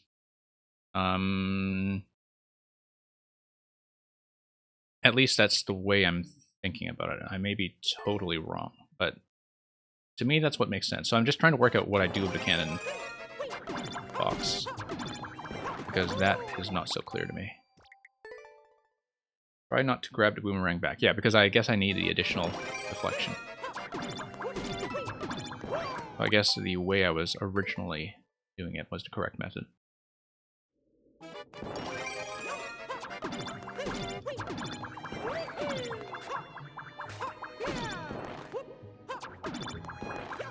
No, too high. Okay. Yeah, so I just need a better jump arc there.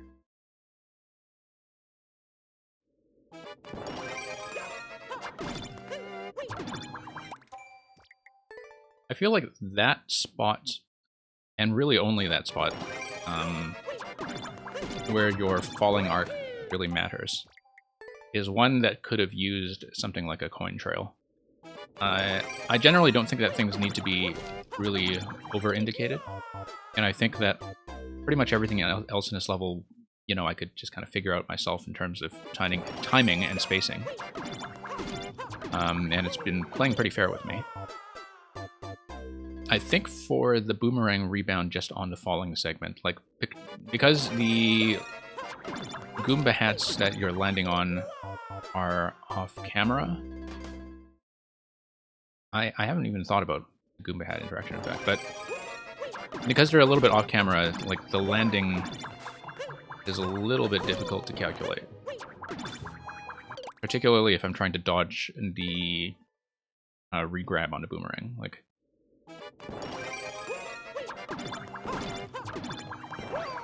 mostly I think this level is doing great. I'm having tons of fun with it.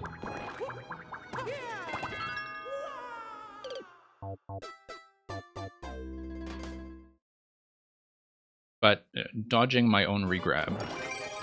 Like, I don't know if I'm supposed to maybe jump over and gain enough height that I actually go over the boomerang. Can't seem to do that. I didn't jump high enough when throwing the boomerang, okay. Oops. Dust Dawning games, it's not a hard time limit. I will usually stop at about... It usually depends on progression, but I usually stop at around half an hour at most. And that's if I'm really enjoying a level, and I ask people to resubmit if I'm progressing. And I can't finish. I'm actually going to check how long I've been on this one. Because I am enjoying it, and the first clear is available. So, yeah, I'm going to stay on this just for a few more minutes. I'm at about 25 minutes on it right now. The reason I don't enforce a hard timer per level is because sometimes they require some judgment calls and flexibility, you know, particularly based on things like checkpoint placement, or how close we are to the end, or how well we feel like we are progressing. This one, I'm pretty sure I will need to do it in multiple segments, because I don't want to keep people waiting for too long. But if you are... Whoops. I see. Cannon first. Fire the cannon. Drop into... Okay, so because I need the rebound on the boomerang to hit the switches again. The rebound hits the on-off column, activates the red blocks. I wall jump to the left off the red blocks while I'm wearing the Goomba hat. And the wall jump takes me up to the cannon. The cannon fires into the on-off, and I fall into the propeller because falling into the propeller knocks off the cannon. And then I survive with the propeller through the next segment. So, okay, I know what is supposed to happen, I just haven't had the rebound happen yet. So to go back to what I was saying before, yeah, I mean, I do find it unlikely that I'll finish it in this segment, as you can see, because I've only just begun to puzzle out that part there, and it seems like it's 50 seconds of action. But if FNAF, you're willing to stay or come back, even in the same stream or in another stream, I am absolutely willing to continue progressing on this one, because it is a learning experience.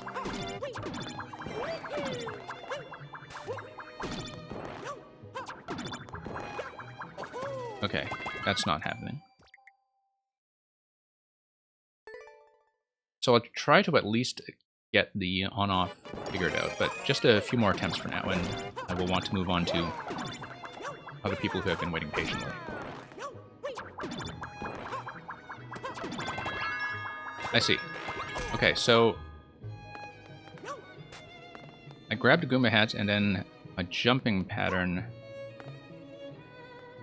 Doesn't really matter so much if I do hit the icicle, in fact. I won't. But it doesn't matter. Okay, but yeah, I want to do kind of a fairly close jump here, because I actually need tons of height. This is why you've got given me all this space, right? Like, you need tons of height, so the rebound hits the on-off. So, like, pretty much as soon as I grab the Goomba hat, I need to hug left and do a nice high jump. And then I wall jump up the cannon. Okay.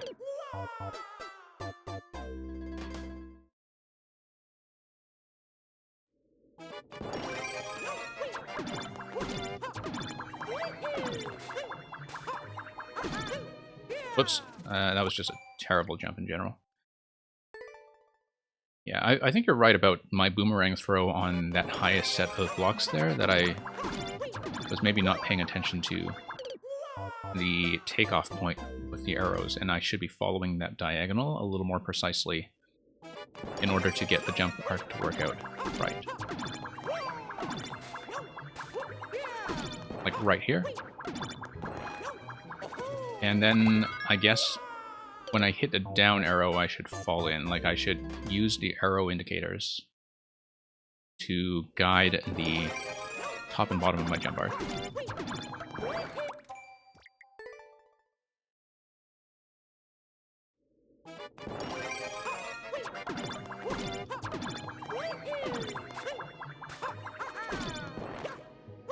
Oops. I'll try to make at least one clean attempt on that.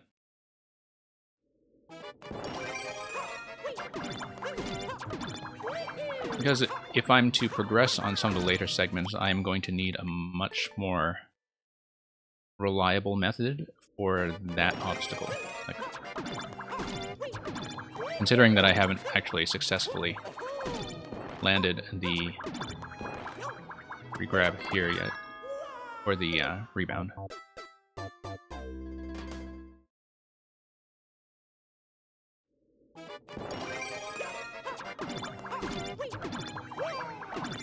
That's okay, just takes practice. No, too high still.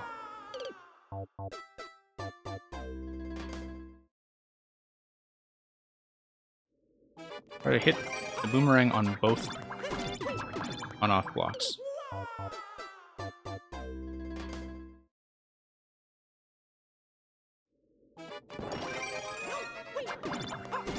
Yeah, that's what I'm trying to do.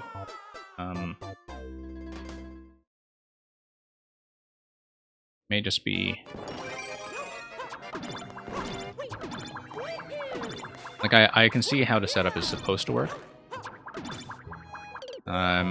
I think my jump positioning is maybe not ideal for that to happen.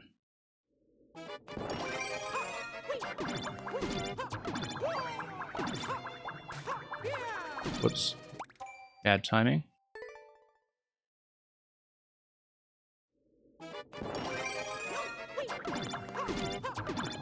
No.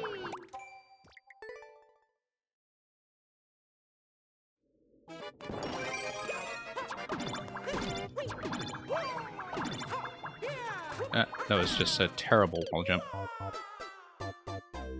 I'll try to get one more clean attempt on this, but this is starting to slip away from me a little bit, so...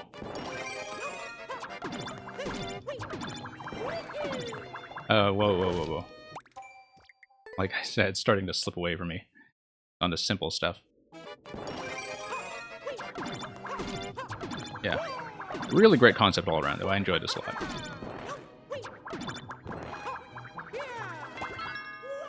Yeah.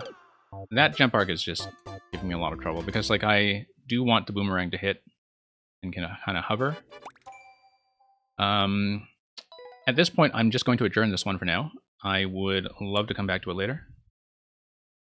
I also hope the Mario Maker server is going to cooperate, because it looks like it might be crapping out on me here. There we go. And thank you for that, FNAF.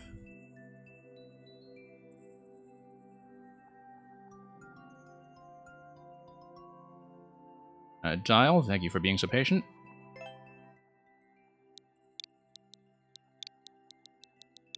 Which tells me you are still hanging about. Whoops, J7G.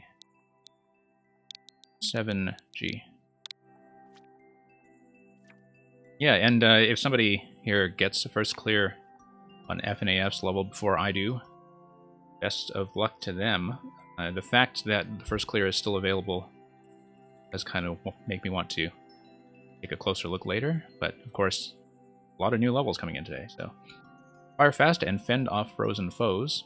Let Lemmy's leaping ball lead you to the limit of the level. So for those of you not familiar with Dial's diabolical deconstructions, they do often have alliterative descriptions. Let's see how we do.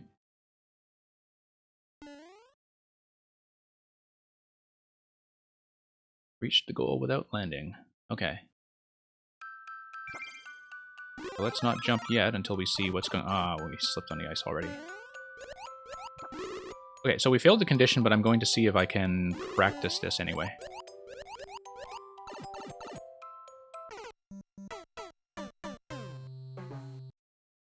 And that is probably what I'll do until I can understand the bounce mechanic and the obstacles a little better. Oh, okay, without landing after leaving the ground. So what I actually want to do with the ice blocks is I want to use the fire flower to blast them, which I will be unable to do if I lose the fire flower. Yeah, I definitely want to clear a path for the balls. Given the way that Lemmy fires projectiles, this, whoops, must have been quite something to playtest. Although I suppose, like, when he's just standing in that one location there, he at least has a very regular firing pattern. We need to not lose to slipping on the ice. Go back. There we go. Okay. Yeah, the reason I'm kind of starting over now is because I realized that I do, in fact, need to preserve a flower. Which I've been doing a very poor job of. But yeah, preserving the flower and blasting the ice is absolutely necessary. Unfortunately, only the first ball bounces correctly. Okay, that's good to know.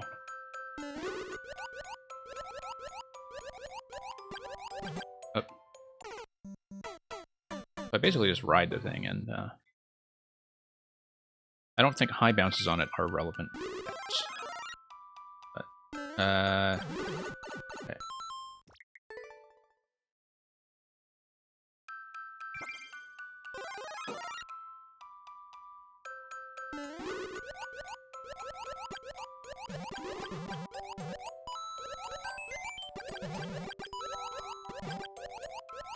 Okay. In fact, it's kind of good to know that I probably not be doing high bounces at all. I should just ride the ball. Oh, I gotta dodge the moon, though. Right? Because doesn't the moon eliminate the ball? Yep. We are already almost at the curtain, though, so dodging the moon is really just the one thing we need to figure out. Because up to that point, I feel like once we understood the mechanic, and understood that the high bounce is not actually necessary, that it was 100% about firing accuracy. Okay, 90% about firing accuracy.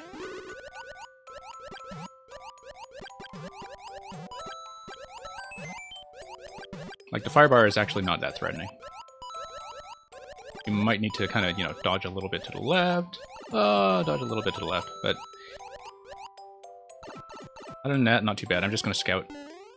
Yeah, just a lot of firing near the end. So yeah, high bounce to dodge the moon.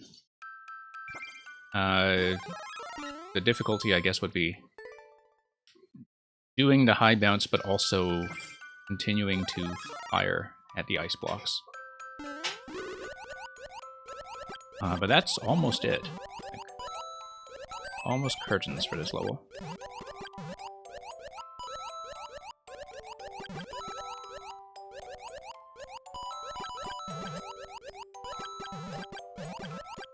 Okay. I'm not going to be too diligent about grabbing one-ups. Okay, no, I should have cleared that ice block first. The first ice block in the lower pattern here. Clear that first before I dodge the moon. And then worry about the higher ones later. FlowEFX, thank you for the submission. As you can see, I do in fact take worlds. I don't necessarily expect to finish them on one segment, but we already did finish one world earlier today, so...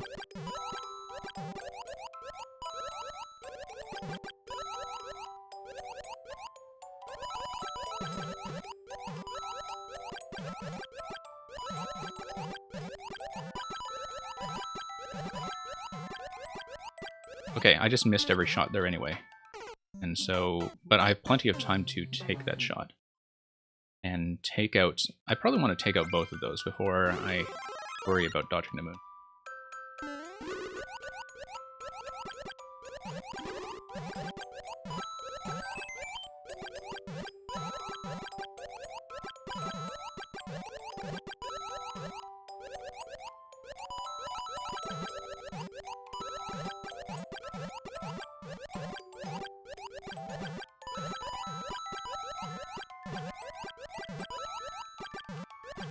Okay, that was correct, but I had a bad landing on the ball.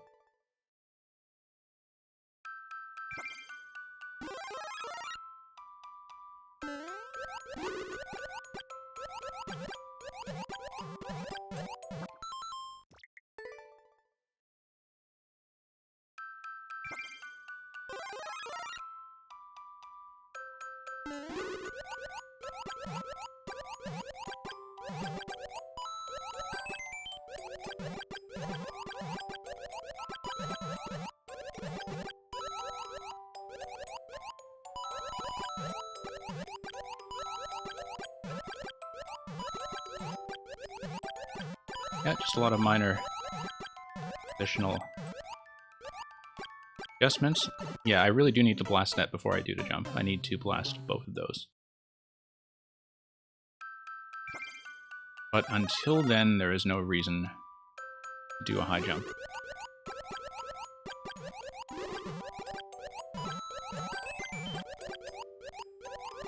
Just all about firing accuracy. And occasionally nudging about half a tile to the left. Oh, that was a big miss.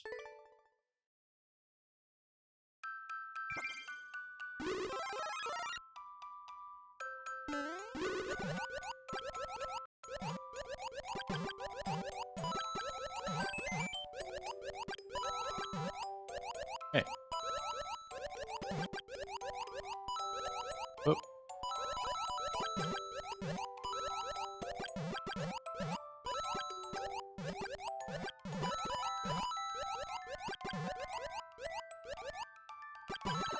Okay, we need to probably do some high bounces earlier in order to hit that second ice block that we keep missing there. It is, I think, necessary to take care of that well in advance of worrying about jumping over the moon.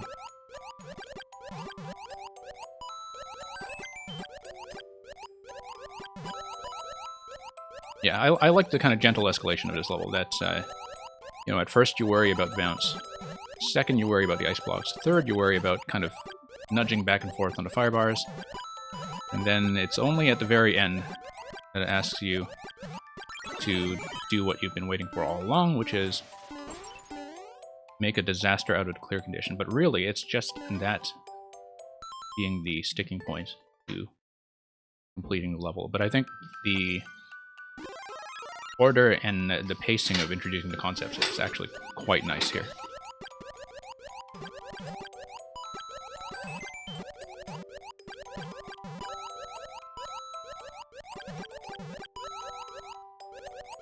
But yeah, the Lemmy Ball was definitely the thing that I found most impressive about the Koopalings as well. It was the thing I had most fun testing when I got around to the Koopalings after the patch dropped.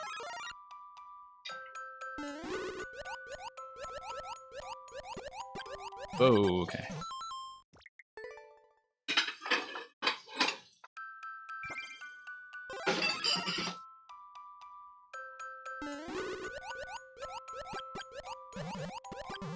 Yeah. I mean, I think it's pretty clear to read what's going on that I need to improve, and always nice to be able to just plan adjustments between attempts.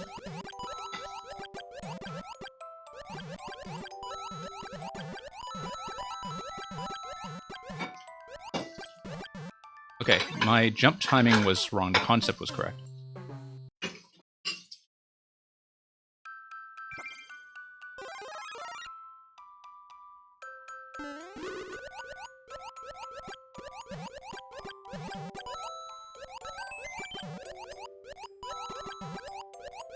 Just didn't really time out the moon properly. Oh. But I feel like we're getting there pretty consistently at this point.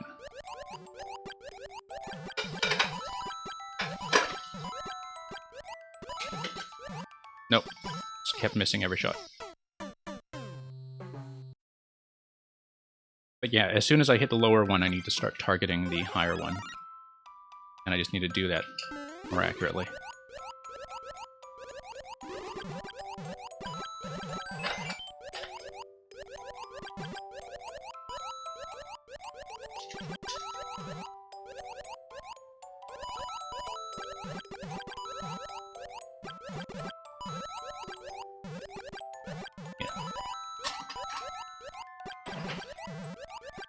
Nope, just kind of reacted to that too late. I was kind of surprised I was already there, that attempt. Seemed reasonably close. It's not that hard to adjust around that, it's just a matter of getting that one shot down.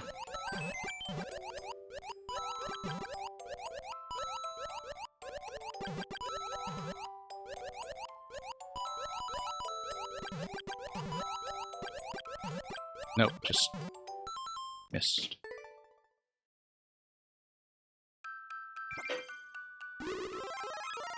Yeah, I guess the thing is, earlier in the level, it's so easy to get used to firing point blank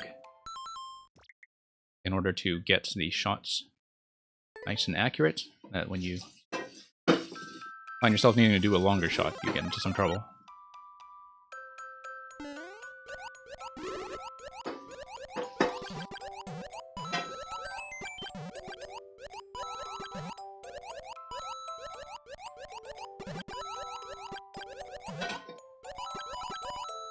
Okay, just kept missing.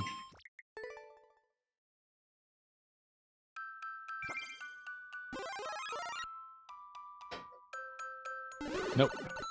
Bad. I was consistently getting on the ball after the first bounce before. Second bounce, rather. Here we go.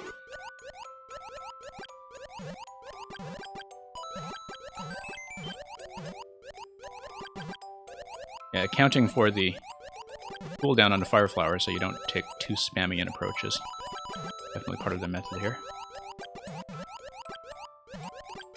I mean, I guess the one-up placement is encouraging me to do a higher jump in that location. I may try that on a future attempt, just to see some of that optional content. But yeah, it definitely looks like the one-ups are there to give you a bit of risk and reward for doing a high bounce. Like that.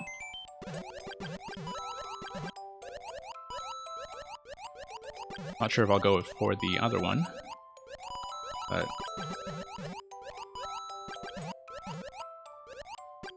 nice so far. Nope, didn't quite get the bounce I wanted that time.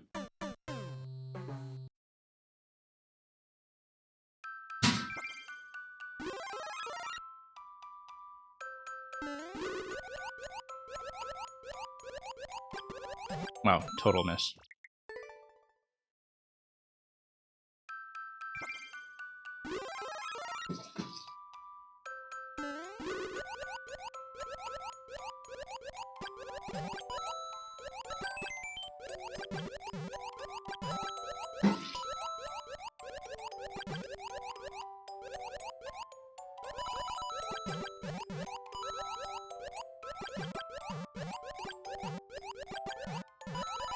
Okay, here we go. Here we go.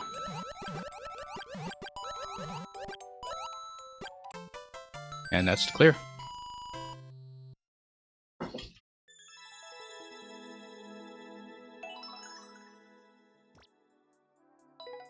So, thank you, as always, for giving me a crack at the first clear. I enjoyed that one quite a lot.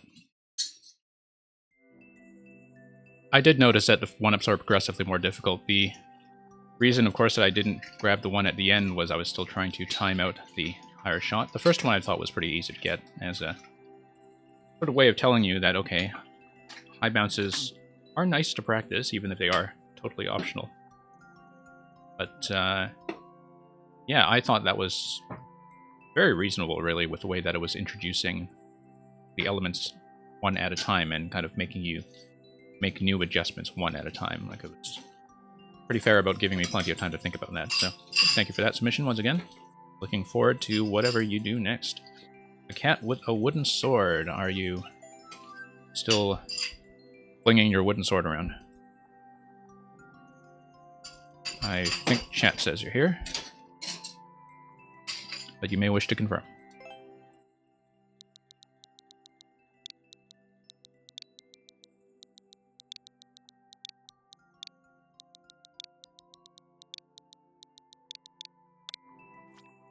Sometimes Twitch is a little bit behind on indicating that, but oh, course or not maker not found anyway. Unless I just punched that in wrong. 6TQ 70F 70F.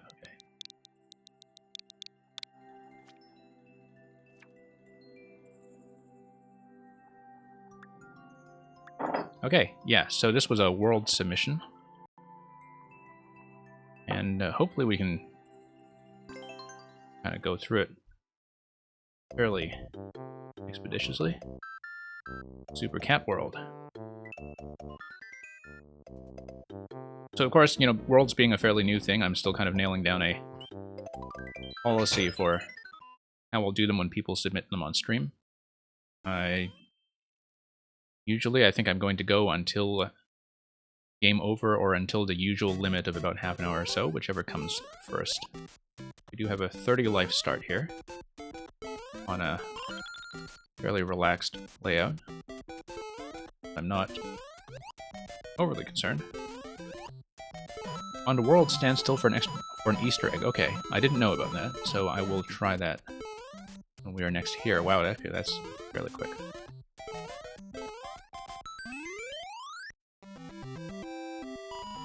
Oh, okay, I think I might have seen that, but we will take a look at that anyway, Bastani.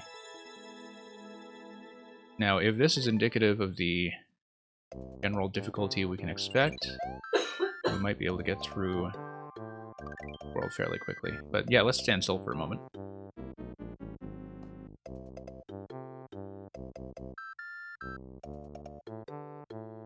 And yeah, he's just going to spin around and go, yeah. So was that what you were talking about, or is there more to the animation that we haven't seen?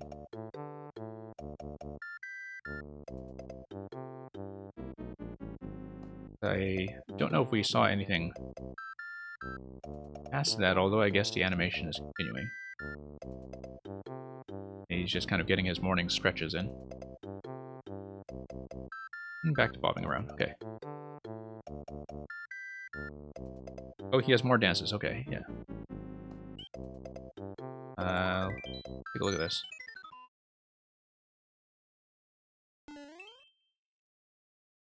Got a side maze. Okay, 40 seconds, we have to be fairly brisk. Oh, that's gonna lose some time. Right there.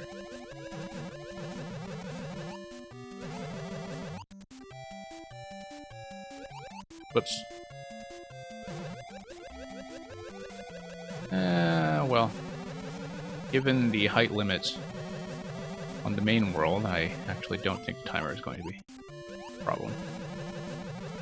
Hardly world record territory.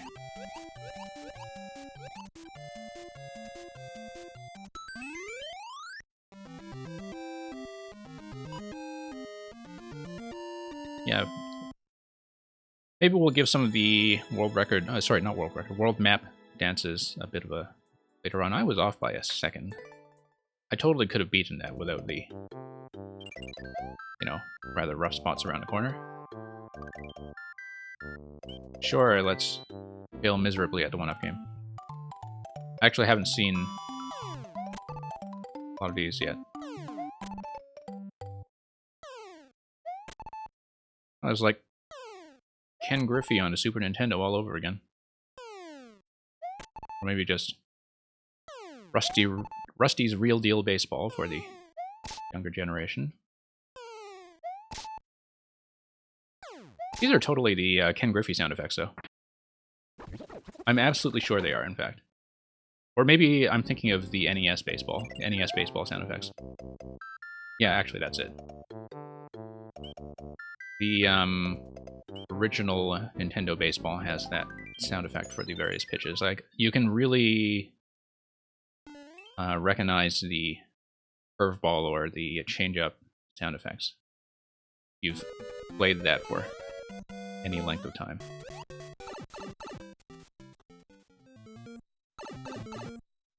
Yeah, I was never good at the match picture minigame even back in SMB3.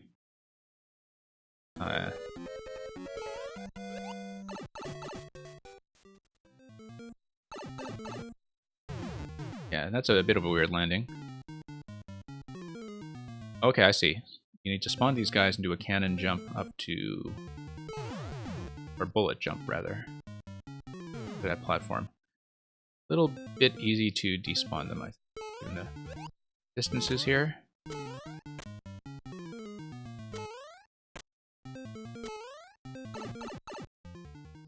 But I think for kind of early beginning levels that designing around spawning and despawning rules is just one of the hardest things to pick up, so. In general, for an introductory world, like I think the thing about these layouts so far is that, I mean, you know, they're meant to be introductory, but they're definitely a bit on the wider side, I think. Let's just take a look at the other minigame. I haven't done any of these. Hey, safety event. Queue is short and queue is open. We're going to be here for a while. Now, do I just spam the button, or do I actually need to do something? Like, careful.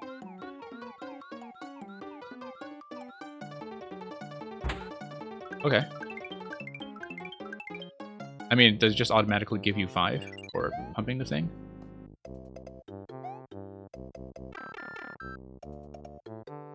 Yeah, works in progress are totally fine. I mean, I know that the patch is very new, and so I don't expect people to necessarily have levels at a high level of polish unless they are just very simple single concepts. We're so incautious.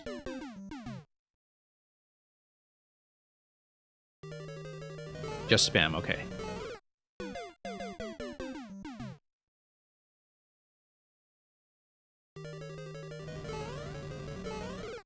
Wow, okay. He's actually loading those spike balls faster than I anticipate every time. I should slow down a bit and do this properly. Ride a track. The pipe. Safety of man, I'm overwhelmed with the update. I don't see any kind of key lock here. We're just going to pass him. Oh, I see. No. Clear condition. Okay. Good thing it allows me to go back. I'm just so used to people using key lock doors instead. I just don't pay attention to clear condition.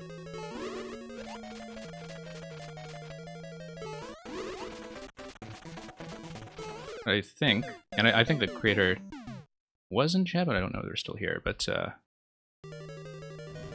think it's someone who is fairly new. And that's fine. We all learn these things to heart.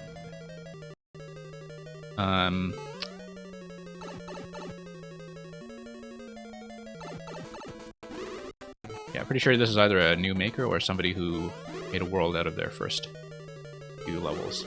But I don't mind that, which means we can run the whole thing pretty quickly. 3 hits as always. Bum bum bum bum bum bum bum bum. Yeah, I think he left. Like, it was still listed as online when I started this, but that's why I do try to check. But sometimes, you know, people are on mobile or something or unable to type quickly in chat, so usually I give them the benefit of the doubt if Twitch still says they're on. And, you know, I do save all the VODs of the viewer level sessions afterwards in case people see that their levels are cleared and want to come back and review the video. Caden, we're talking about the submitter of this level who was a cat with a wooden sword. I think they left just as I was starting up. And yeah, Dust Donnie, I know you're here and that you sent me something reputedly hard. I think maybe next.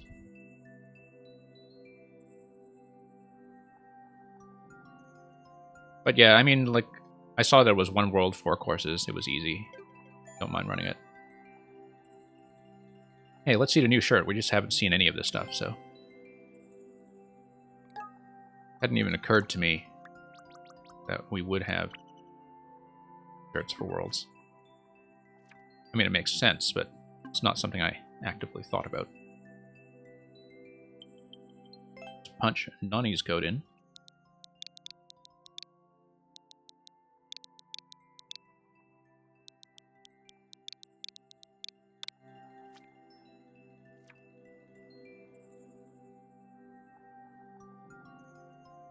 Okay, flight so, mid or hats. We'll see how badly we wipe on this, but I would love to sort of get some practice in with hat technique.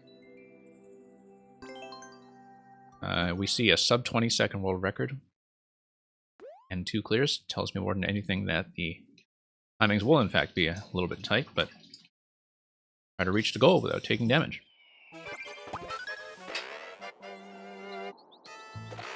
I needed all 3 boosts for sure. I didn't fall into that very well.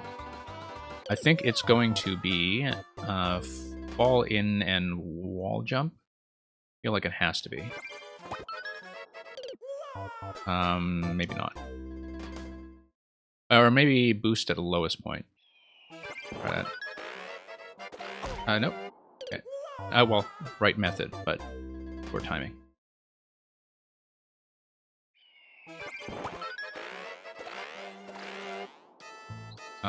We're going to need to do a lot better than that.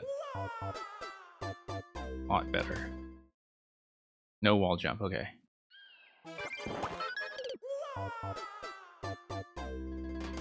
I feel like we need to just fire off all 3 boosts right away without losing any height, but that I'm just a little bit short. There's a lot of propeller stuff I don't understand yet. Like, I'd seen a... Well, we briefly tried a propeller level on my followed list earlier where I could not figure out the first puzzle because of some kind of interaction with propellers and block collisions that I just don't know yet. We really can't afford to take our time given how tight the record is, under 20 seconds, but we should actually learn the technique. Spread the boost. Okay, spread the boost.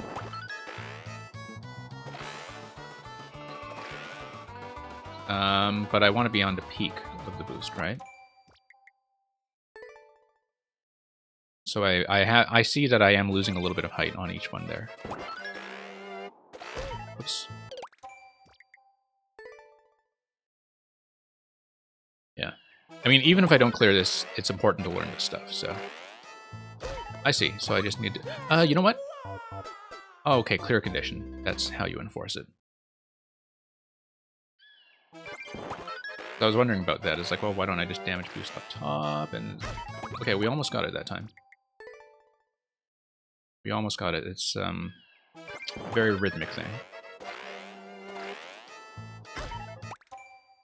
And you know what? Even if we fail the condition, I should probably learn how that's going to work anyway, because that's going to be bullet into the on-off switches followed by a wall jump into the propeller.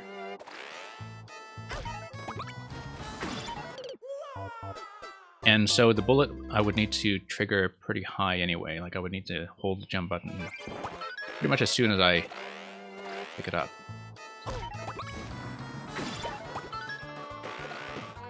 Yeah, I see. I know we're failing the condition, but the nice things about clear condition levels is that you can, in fact, practice.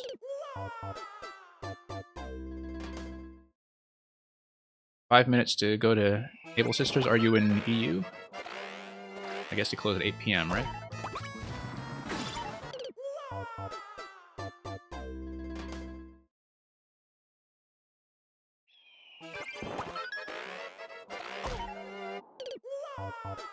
Well, I mean, depending on your town layout, I think you can probably make it. Oh, actually, one thing I know about Able Sisters is that if you get in before closing time, the shop remains open until you exit. Pretty sure. Because I suspended my game the other day while I was in the Able Sisters shop.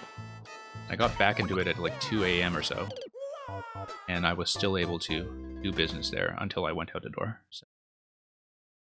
Yeah, now that you made it, you can spend all the time you need in the dressing room. Okay. I don't need to do that to myself. We actually do have enough clearance. I'm actually just pulling back a bit too quickly.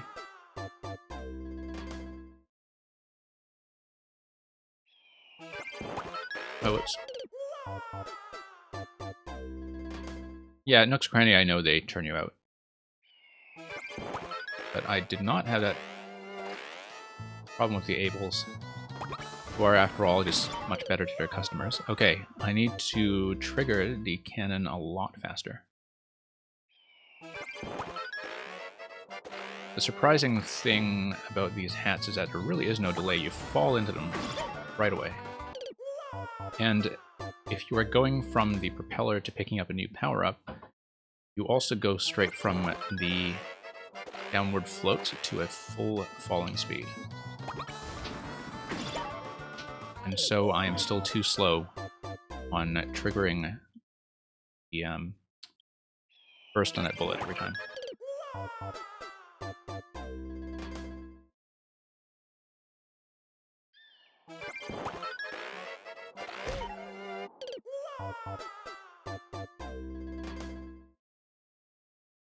Gas range, like a gas range at Nook's Cranny, or are you talking about the kind of bullet setup we have here where it kind of sputters and runs out of fuel?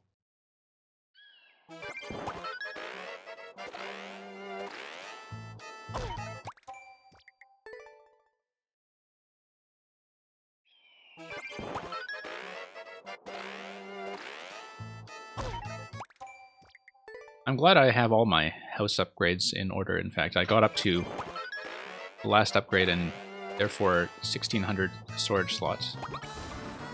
And I feel that's kind of necessary considering how many clothing variations there are.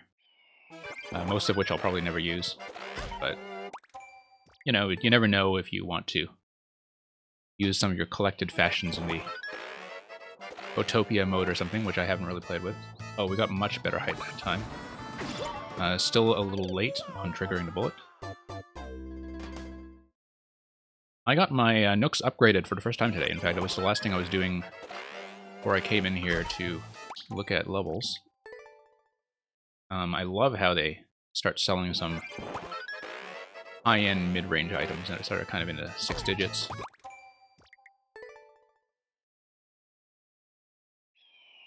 Get some nice money dumps going. It's early in the game. Still too late.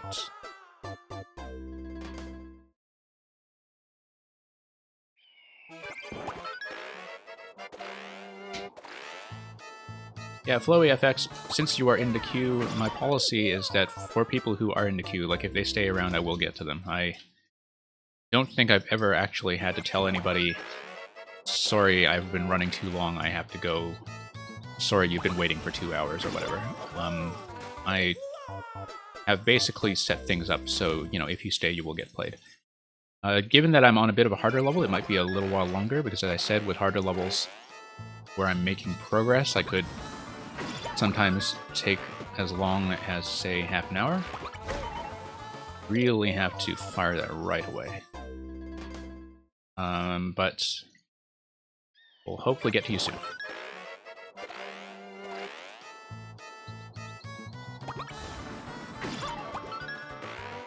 And, you know, next person up is Caden, who so far has sent me stuff that is not super hard. No, I really need to follow this diagonal arc. It gives me this opening to have a nice early boost. Nope. That's kind of about to change. Okay, I feel like I've been warned. I'm sure a couple of tight jumps won't feel too bad after I've gotten through as much as I can of this level that I'm playing right now, so. Okay, much better diagonal that time, see? Tons of lift.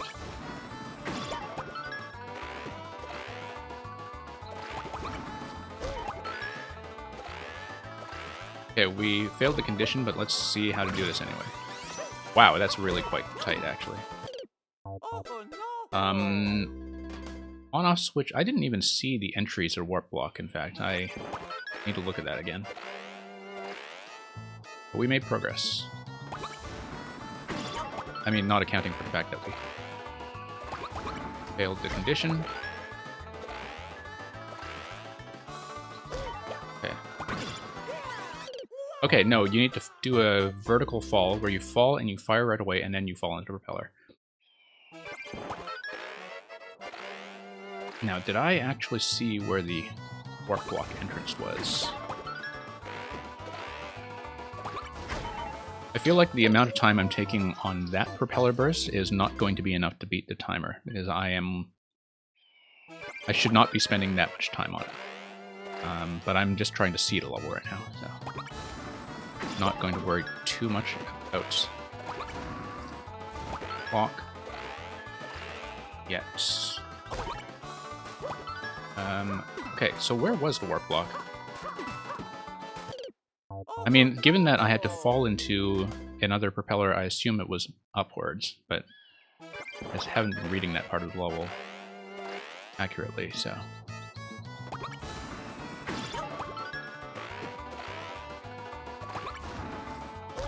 Yeah, too far on the bullet. Audio is going haywire on your end or on my end?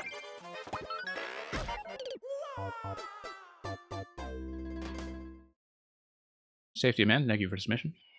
Do let me know if I ever have problems with game audio, because that is something that was known to happen in OBS, which I'm using. In fact, and I'm glad that I'm actually not the only person with that problem in terms of game audio cutting out in my streaming software.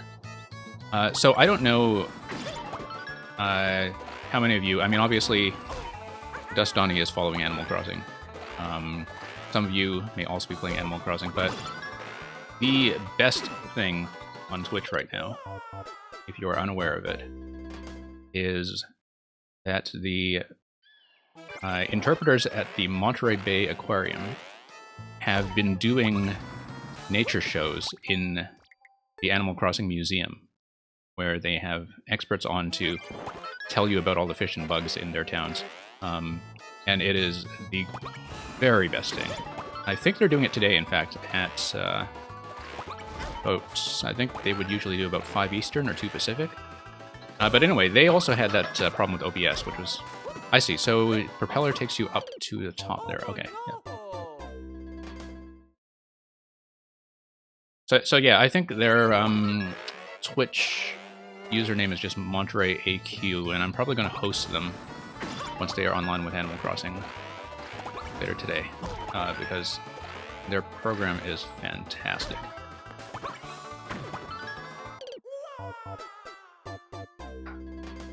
You know, if you ever want to learn about why the fish and the bugs and so on are portrayed the way they are in the game, and what about them is shockingly accurate and what might use some improvement, like, you'll basically learn a lot, and their joy at their subject matter is infectious. Okay, so let's see if we can actually do this accurately. We need to drop, we need to fire right away. Firing's going to be with the Y button, right? So. A lot of the 3D World suits are still unfamiliar enough to me that I kind of need to mentally process them as I pick them up, and so maybe getting the hang of the Propeller a bit, but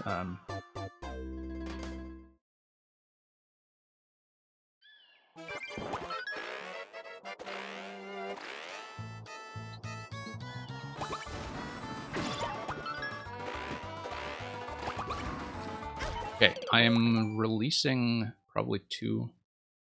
actually, no, I played with the bullet quite a bit in the editor yesterday, and I think I need to hang left a bit when I release, and do a nice straight drop.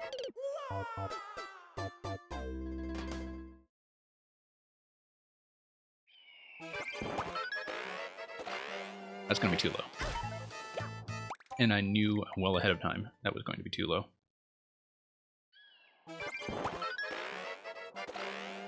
So, Dust Donnie, how many house upgrades are you on? The inventory expands quite nicely, like the in-house storage, when you do get up to the final upgrade. Like, it goes to from 400 to 1600, I believe. And it makes a huge difference if you're somebody who's going to be shopping at Able Sisters a lot.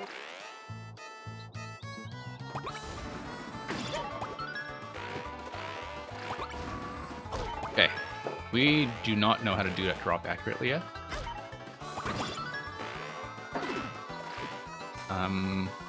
That's going to be just a precise input sequence where you fall, going to press Y and then press trigger for the boost. Nope, going to lose too much time on that.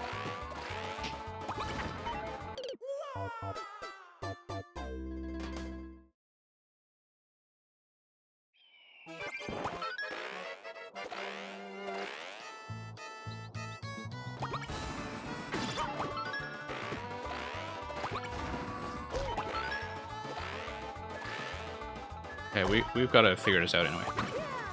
And we were facing the wrong way. Okay. We'll want to, of course, float our way into that, but...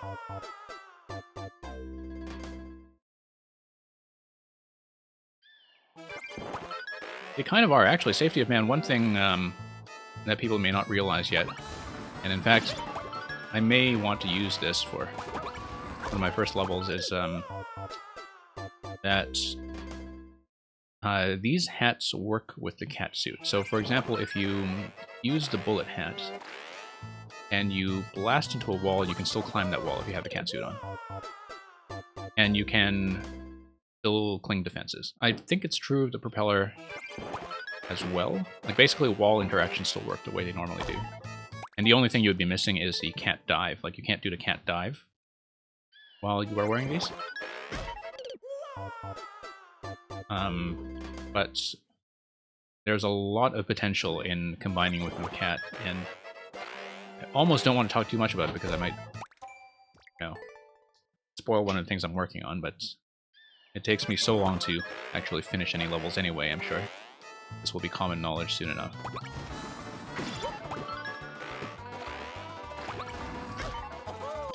Yeah. Releasing the bullets and kind of falling straight and gracefully on that drop is still an obstacle we don't know how to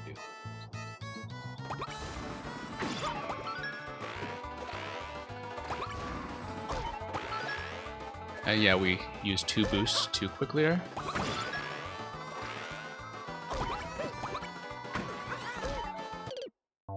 I see. So you need to fire into the question block with the cannon very accurately as you drop, in fact, in order to get the key. Although I think when you are wearing the cannon hat, you can still do a twirl the way you normally can in 3D World 2.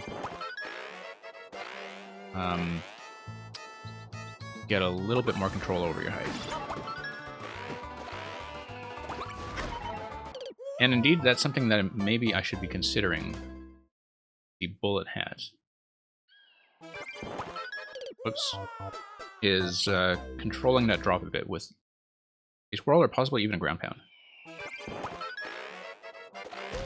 I actually have not considered a ground pound, and maybe that's the issue here. Safety of men, the person working on that Acorn course would be Kiavik. Kiavik, the creator of Mechabauzilla. I'm very much a regular in his community. And so, yeah, I was kind of following his playtest stream last night, and as he was figuring out some of the tech he wanted to use. He's only made a few levels in Maker 2 so far, but they are very well worth playing. Like, there's one that was really good. It was called House of OOB, House of Oob.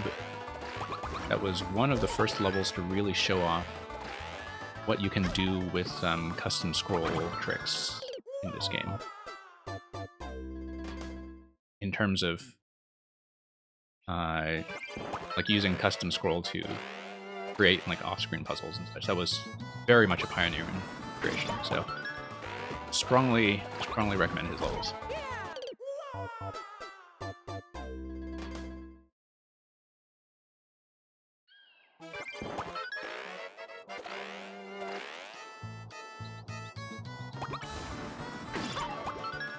I'll send you his code later, in fact. So he only has, I think, 4 levels up in this game, and they're all very, very good.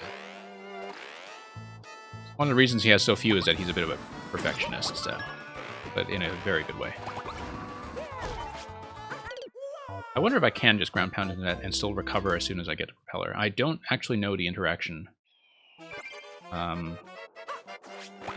Yeah, you can in fact ground pound into it and recover right away and use the propeller, so I feel like I should be doing that out of the bullet.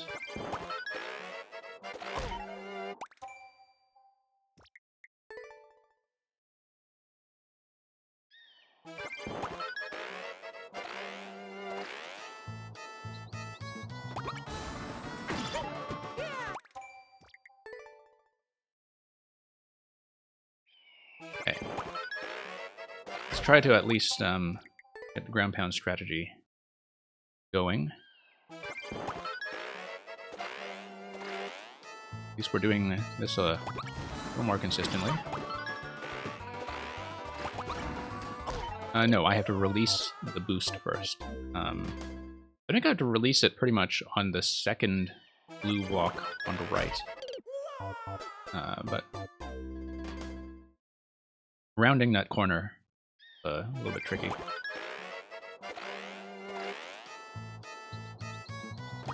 And depending on how tight I am on a timer, I wonder if I should be using sort of standard 3D Mario kit, like the ground pound and the twirl, much more than I've been doing. Dust Donny, if you've been playing for some weeks and you've been spending a lot of people are finally at the point where Nook's Cranny is being upgraded to Tier 2. I just got my upgrade in this morning myself, so I had a shop closure on Tuesday. So it looks like I can do this with a standard drop, in fact. I just need to turn around a little more precisely. So yeah, Dust Donny, when you are at a certain point with having bought a lot of stuff at Nook's and having had it in your town for a certain number of days, I don't remember what precisely the conditions are. There will be a one-day closure for renovation, and when it reopens, you'll get a bigger shop with quite a lot more stuff. Okay. Oh, no difference about what you bought, but upgrades at day 30. Okay, good to know. Let me see how I've been doing for time on this level. Okay, no, I've only been on this for about 20 minutes. I'm going to push on just a little further because we are still learning a few things.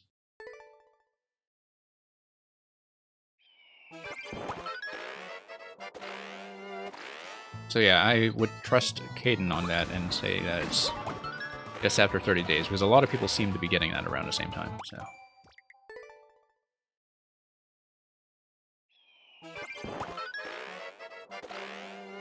And it's just a straight upgrade. Like one day Isabelle tells you they're closed tomorrow and they'll be reopening in 2 days. Lo and behold, they close and then they reopen in 2 days. Okay, I'm spamming that a little too quickly. I just want to see how much more there is. Okay, so it is just a matter of accuracy. The timer does not seem super tight, but which is good. Good. I was losing some time there to just damage boosting through things to see a level. But now I see that that is, in fact, very end.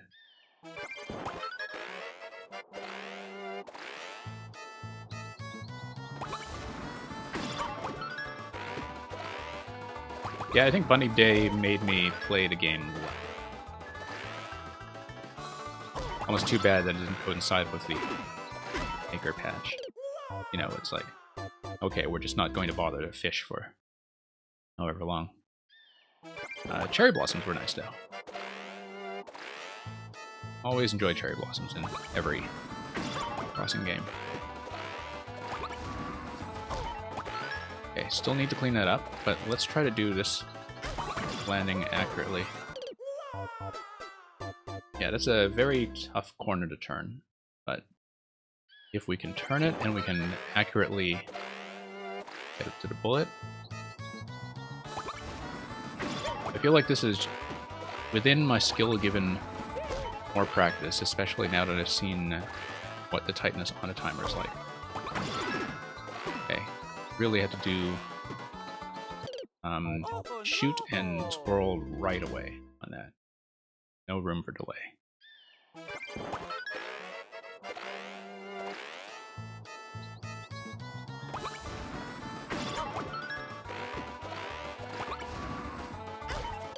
Miss. Well, Dust Donny in the past, Bunny Day usually was, I think, just 1 day. But Cherry Blossom have always been an April thing, like a seasonal thing in Animal Crossing ever since the original.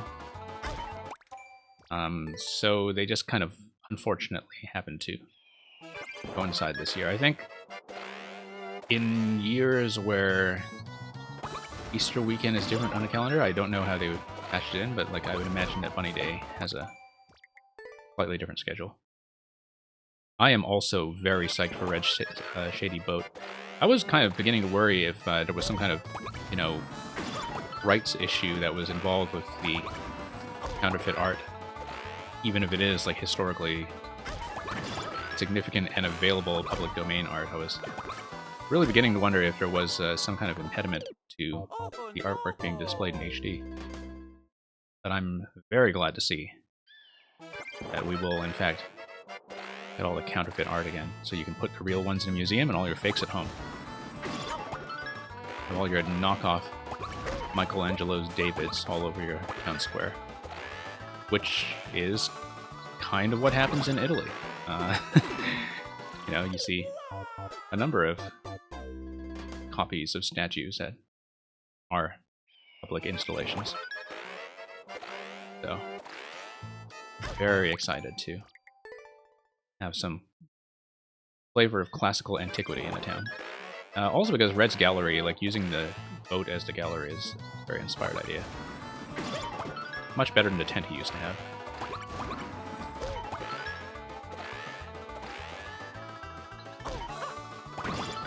Yeah. Trying to practice each of the timings, and turning that blue corner is a bit of a massive pain, particularly because like it's very easy to kind of try to go around it and hang left, and then all of a sudden find that you need to hang right to fire the shot. You need to ground pound to get the propeller hat at a blue spike section. Okay. That makes sense. I was wondering if the ground pound was relevant, but I guess to turn that corner and to face accurately, you do need to do it. Oh, this section, yeah. Yeah, no, I agree with that. I was thinking that earlier, and I don't know why I just never got around to trying it, because I think I had one attempt where it was falling a bit more accurately and thinking that it could be done.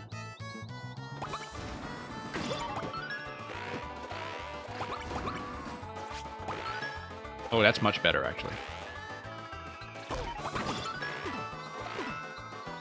And I guess I might want to do a straight ground pound there as well.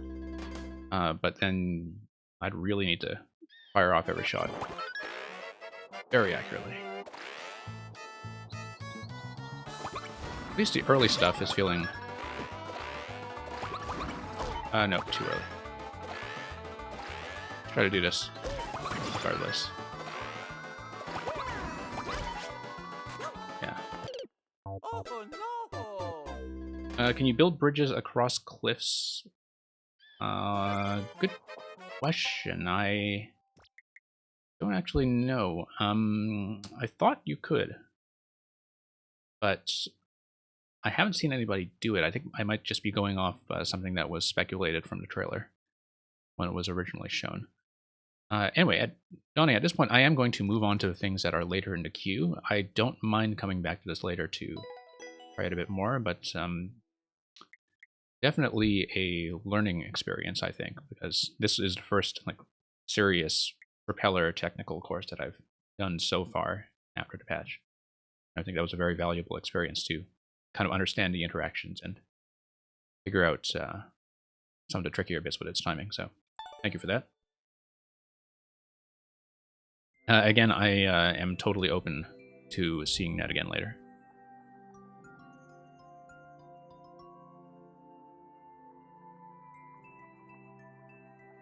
Just don't want to keep too many people waiting. So, Caden, thank you for sticking around.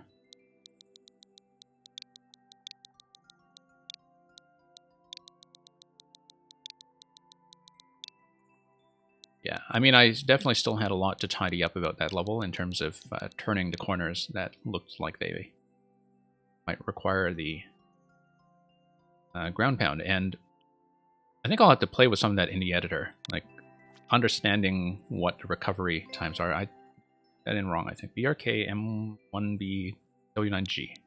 Okay. Yeah, I'll have to play around with the editor and just see what some of the interactions are with doing a ground pound into those items. And generally just, you know, all the different ways in which you can pick them up in a certain state. Okay, so red coins in space. Wrong, says Dr. Robotnik. And this is about 1.25%. But very few players, so 13 seconds. Looks like it's going to be something quick.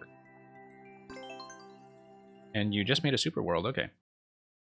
Yeah, I did see that in your icon. It does say in creator icons if they have a world, which I think is very nice.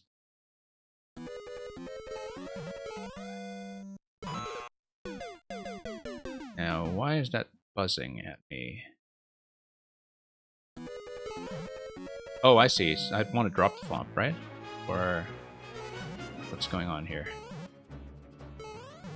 Okay, at least the timer is not as tight as I feared. I mean, it is a 40-second timer. It might be okay. Something is going on here that I think I understand yet. Well, let's use the low gravity. So that coin is inaccessible to me now. Just checking everything because I don't expect to get clear, but let's head over to the rightward segment and see what's going on up there. Whoops.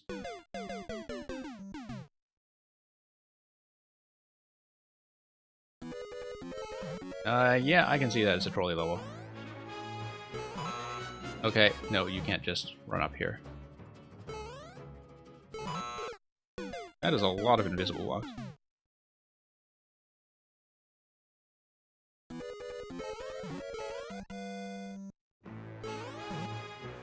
Okay. So we'll need to figure out how we're going to get up here. It's not going to be through that. I was trying to do a lower jump to maybe activate a... Actually, I don't know what I was trying to do with that. But basically, I can't get that in any case. Okay. Maybe I just shouldn't be coming down here, but I don't see what other options I have. So I guess this is a bit of a puzzle. Of course, like, coins 1 and 3 are obtainable, but I'm not sure what that would do for me in terms of having access to a door.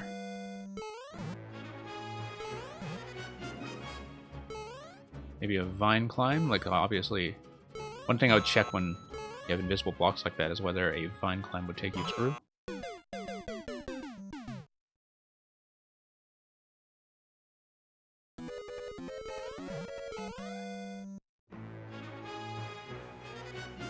Middle coin is the tightest jump.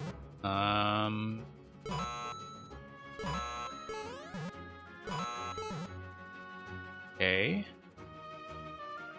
The only thing I can think of here is that at some point, I mean, I have to deal with the passage that goes up top, and I would need something like a spiny hat for that. Or a vine climb, but that doesn't seem available.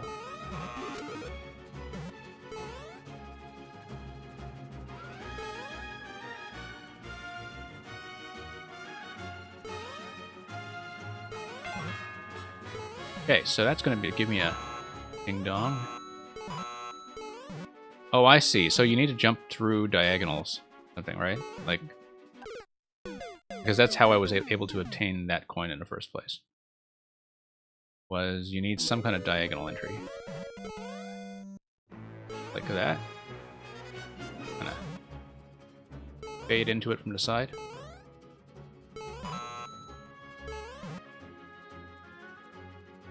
I mean, that's blocked off now, but let's actually practice some of this stuff.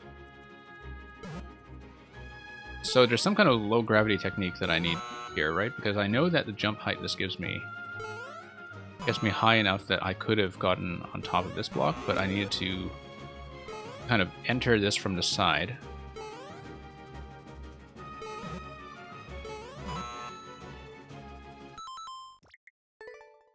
For the middle coin, you have to jump with momentum, hug the right, sharp left, and then, yeah. Thought it was something like that. I don't think I actually knew a lot of these interactions, but now we see the technique for getting through that part.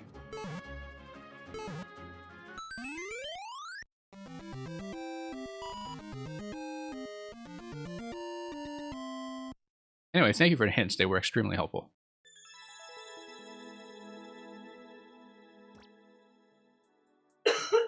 I didn't even beat the speed record. Of course, we're starting over.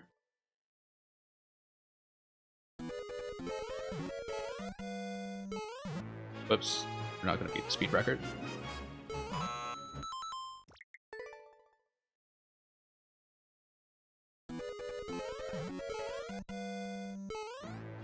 Ah, come on. We're not going to beat it, but trying to get the method down. Okay. Try it.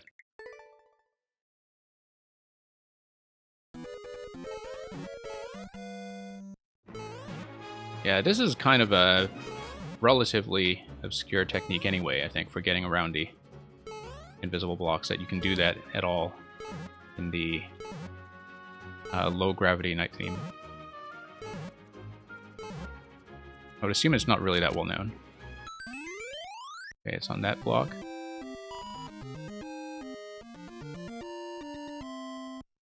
I mean, the thing is, I would not have known that block technique, I think, if it were not... We're not going to give this too many more tries, but I would not have known that block technique were it not for my attempts to grab coin 3.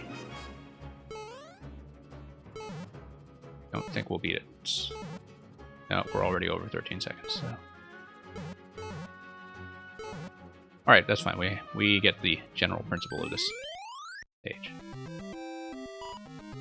So we'll just mark that as a win. And we did.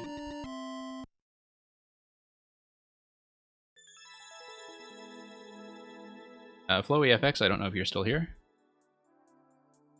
I believe you were. Might wish to confirm that.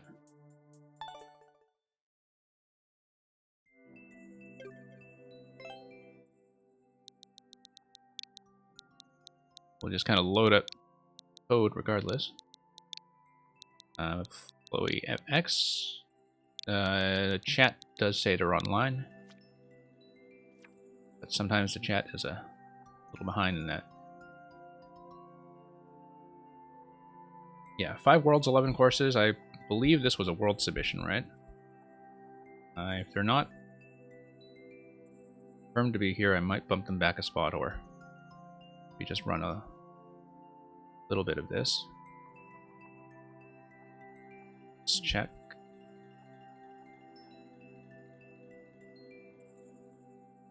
Yeah, I think, given that I think this is a world submission, we will move you back a spot until you confirm that you are in fact here. Just going to head up to safety next because... Oh, Flo, you are here. Okay, okay. Thank you for confirming. All right, we'll do yours. Yeah. Sorry, we did have somebody who was kind of a no-show earlier with their world, so... I'm glad I gave you a chance to speak up there.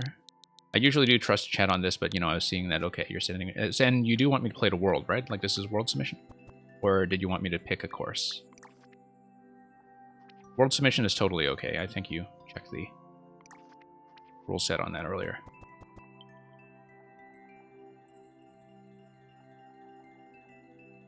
Might want to let me know. Because sometimes, quite often, in fact, people will send me their maker codes. And just ask me to pick something, so let me know what your preference is. I don't know if you have audio on, actually. That might be...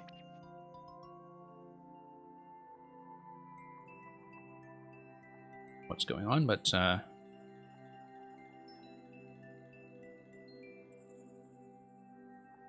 in the absence of any further instruction, we can take a look at the world for a bit.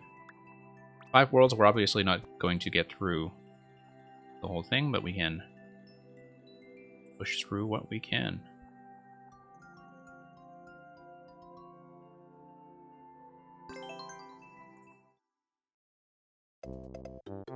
So anyway, thank you for sticking around.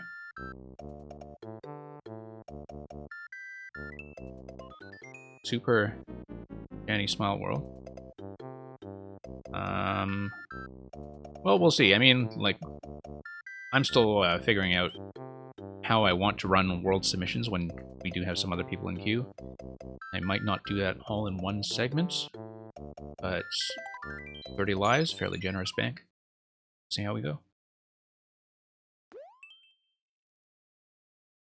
Safety of Man, I haven't really worked with the world editor, so I'm not clear on that, but it seems like you can only have one that is attached to your online account at any given time. And that is up to, you know, an 8-world, like the full 8-world 40 level course is the thing that is attached to your account. It's not just, what is it? It's not just, you know, World 1 or whatever. You upload the whole game, and the game is attached to your profile. But it's only one game per player. I think we probably need to come up with a better terminology for that, like for describing the entire set of worlds.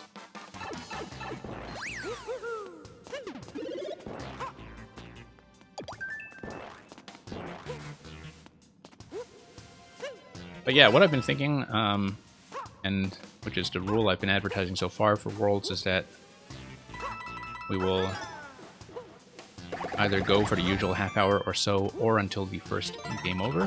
Whoops. Should have done the wall jump there and followed the arrows. I should have been a bit more cautious there.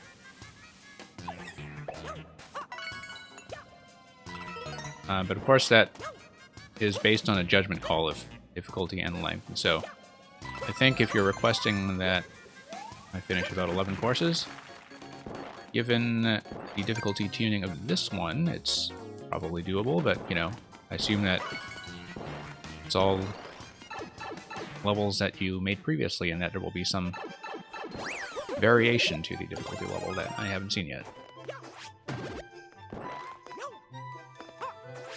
Okay. Of course we're checking these. And of course we are checking that. Sure. That's a mushroom check. Oh great, that's cool. Come on, pow. Yeah, there we go. Nice little bonus room that is suddenly much more relevant, although we did start with 30 lives to begin with, so.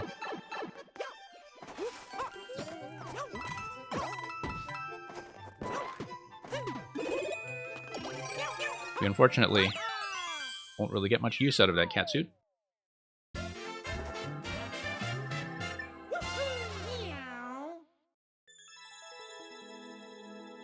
Safety of Man, I think it's just to have a standardized grid for the fact that, if you think about the fact that, you know, the Latin alphabet is not the only character set that's going to be used for that, like, you kind of have a standardized fixed width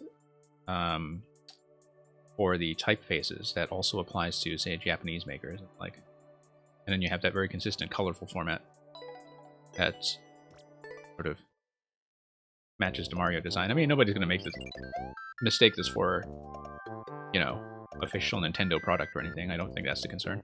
I still have no idea what the Ninjas are.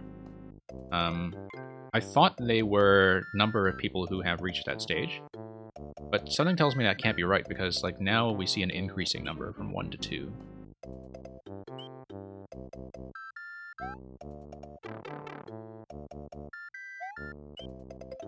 So I still have no idea what they are.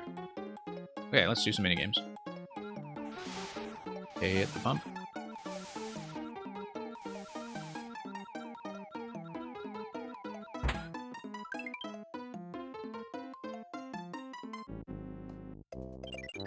Yeah, I do see that 5 Worlds is not as big as I anticipated, given the distribution of... No, I'm not quitting. Distribution of courses. We only did have very few in this world. Okay, so the castle is going to be designated as traditional number 2.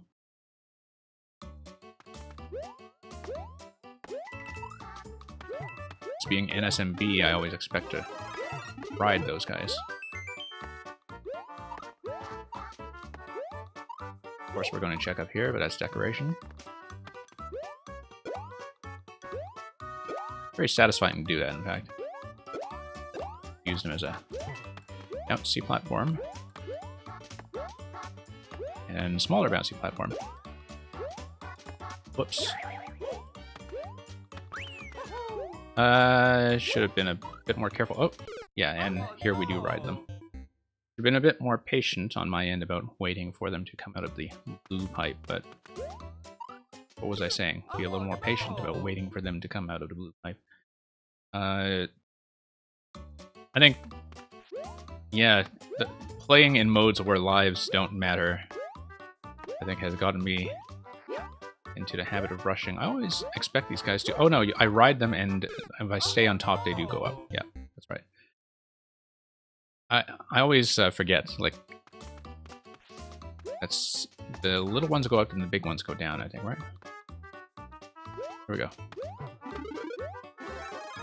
Yeah, because when you see checkpoints like that normally, Mario Maker, you just get into all these bad habits of rushing every time you start from them, and because you think, oh wait, I'll just die repeatedly and it doesn't matter because I'll just respawn. But here, we don't know, those 30 lives will be relevant, and of course, the fewer mistakes we make, the likelier we are to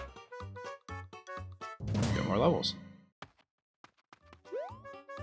Nice, nice, this is a nice little setup. Okay.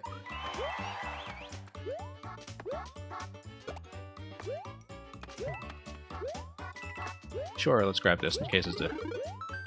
about to say in case it's the propeller suit or something, but... of course we're going for it. Of course we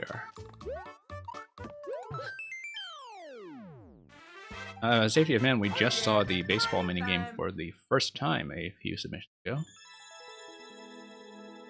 I don't know if you were here for that, but the thing I was commenting on is that I am pretty sure the sound effects are the sound effects from NES Baseball. Like for the pitches. Like it is retro Nintendo Baseball.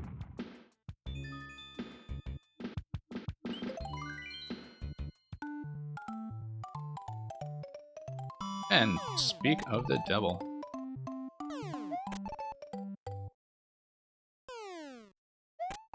Yeah, it totally is the classic sound effects.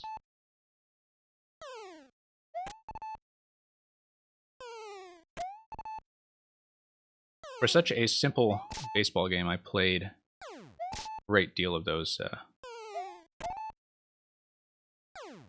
great deal of the original Nintendo Baseball back in the day. Not as much as I played the Ken Griffey game on Super Nintendo, though. That was one of the first games I can remember that really had a substantial league season mode. Of course, for licensing reasons, they have never been able to re-release that.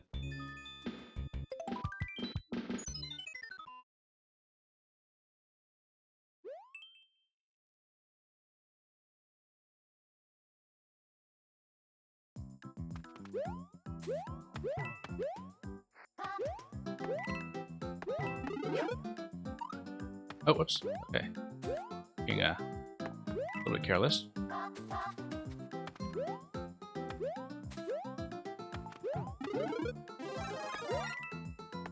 Yeah, so I guess so far this has been very consistently an SMB game. We'll do the wall jumps here, sure, why not? Never know when that 30 coin might come in handy.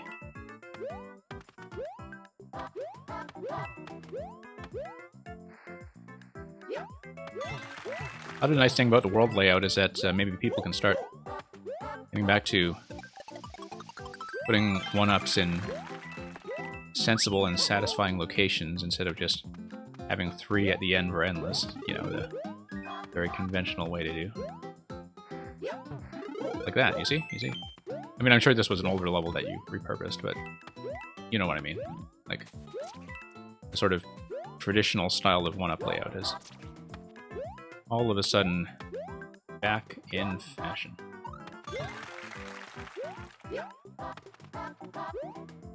Okay, looks like that is going to be some kind of... not a spawn block necessarily, but maybe that is affected by something.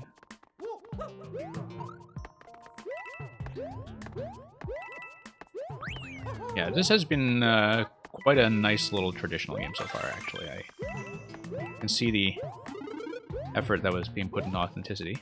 I think for a progressive power-up, maybe you weren't leaving space to pick it up as a flower. I mean, clearly it was a flower.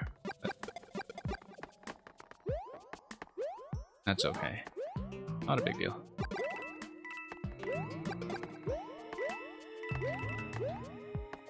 Yeah, totally a spawn block on the Bullet Blaster. Gonna drop you. And then... Hey. One thing. We gotta do a little debug check here.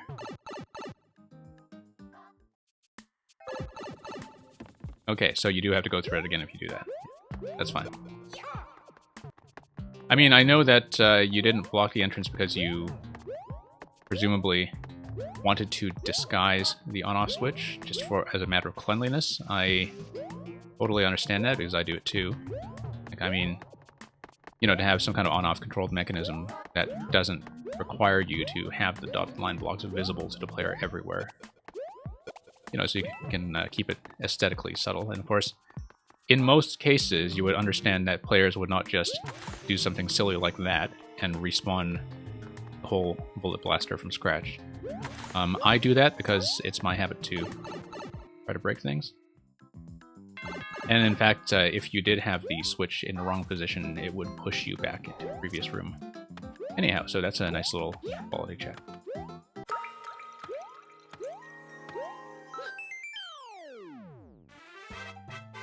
Oh yeah, Mario time!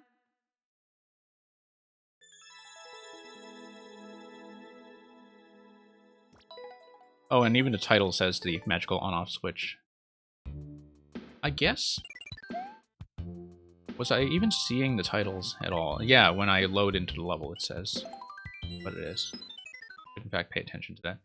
The thing that we don't get access to, of course, is the text description. But Bowser's Forgotten Ruins. And in fact, that does seem like maybe a minor oversight if you're going to plug in levels where the description does tell you some kind of technique you might want, but I think the World Maker was kind of mostly designed with traditional makers in mind anyway. So I don't think that's too big an issue. Oh, why did I do that? Okay. Oop. Okay, interesting. Let's see what that's all about after we check some trees.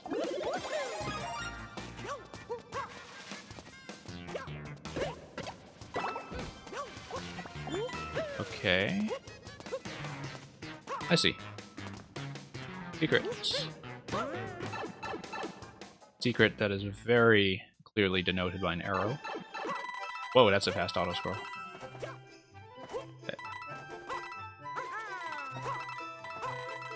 Okay, let's not die in Coin Heaven.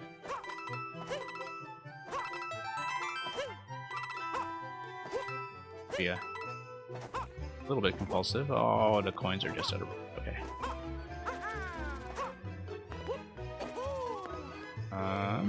I guess that would be for a triple jump. And it's horrible. And we'll wall jump our way up. Okay.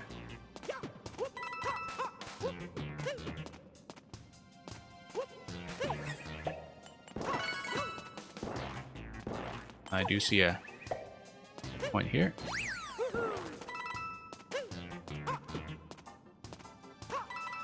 Whoa, whoa, whoa. Very useful checkpoint, given how I overcompensated for that jump.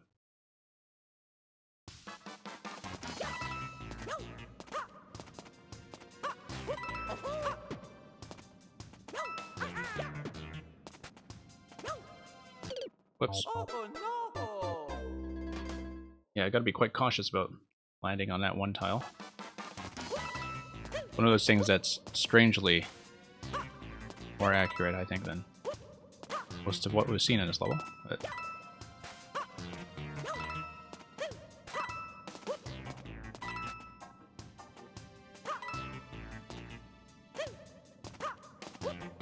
Oh, okay. Here we go.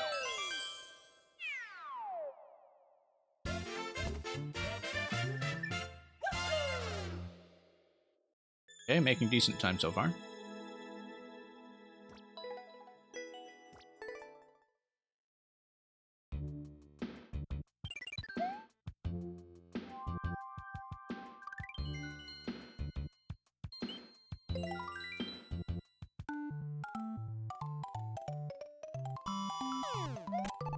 See if we can actually pass this for once.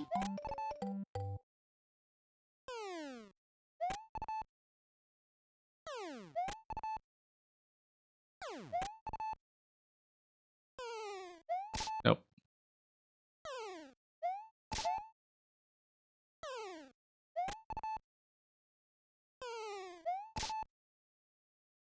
Not quite.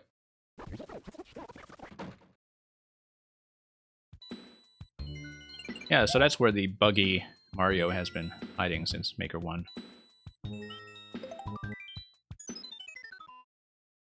Getting all cranky Kong, or really lanky Kong on us.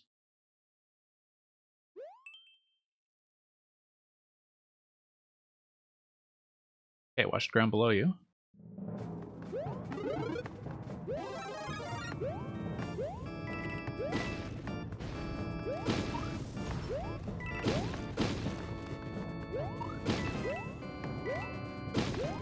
Whoa, whoa.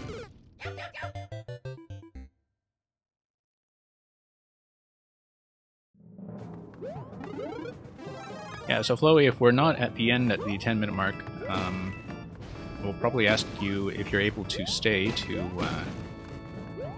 resubmit so I can get to some of the other people in queue and I can come back to this one afterwards. And finish it up there. Just don't want to keep people waiting for too long. Thank you for the follow. Oh no!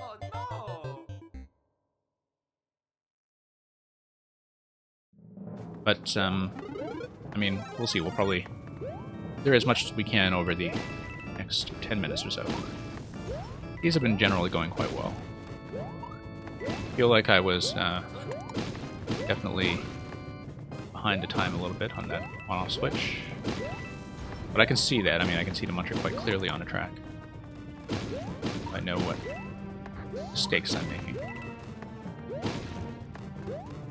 Yeah, quite nice. And then you will enforce the on-off state for your next segment. Okay.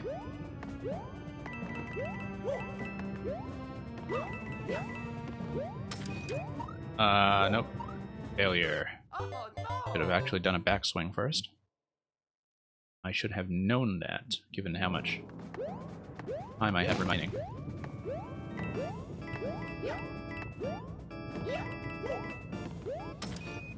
I had to be careful with these guys, though. Okay.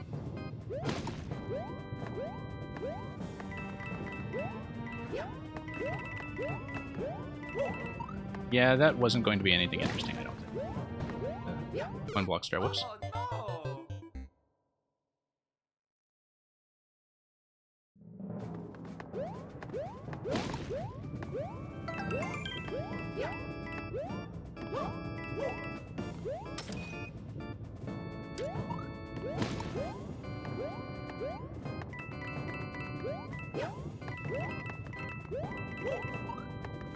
Oh, I see. That's probably meant to imply a triple jump.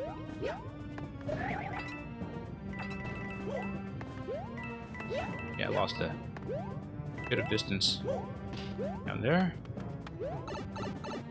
They're through. Now, do I actually need to deal with the fishbone? No. I suppose I would have rescued Yoshi if I let the fishbone car fire a few shots off. Yeah, that was quite nice. I think this is probably, I mean, definitely the most platforming intensive one we've seen here.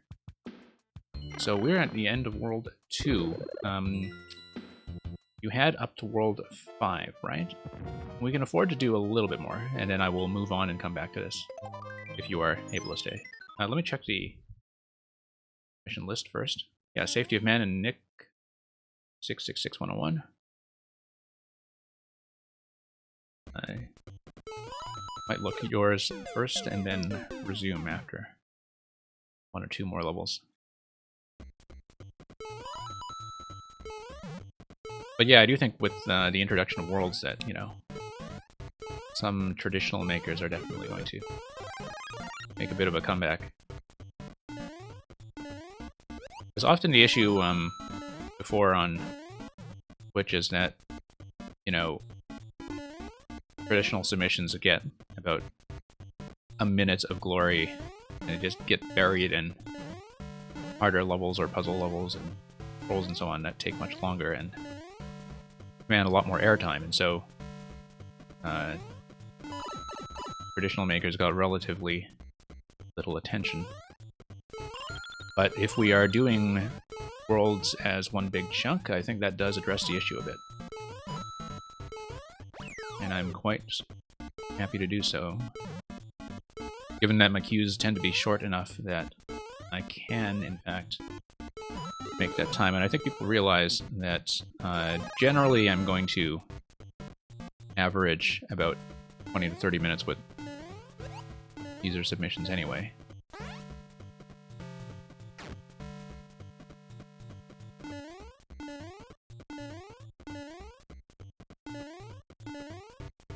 So, Safety of Man, how did SMB3 wind up going for you?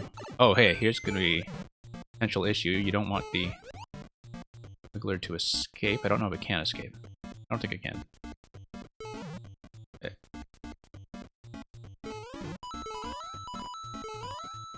Yeah, small list today. Glad you stuck around, because I will hopefully get to yours pretty quickly. And I know that Safety's level is kind of a work in progress, right? So that's something that's pretty short in terms of time. So we'll hopefully get to the rest of you very, very soon. Have to clean up some of the sloppiness here. And we did this already, but I'll do it again. Pretty satisfying, in fact.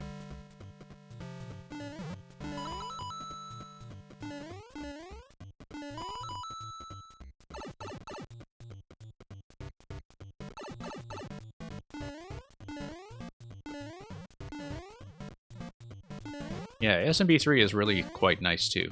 Learn in the sequence. I think even a lot of people who kind of originally played it when they were kids, you know, they would learn about the warp whistle secrets and wind up skipping a lot of the game. But to kind of do it warpless and seeing every single level in SMB3, it's quite an experience. Doesn't actually take that long once you get the hang of it.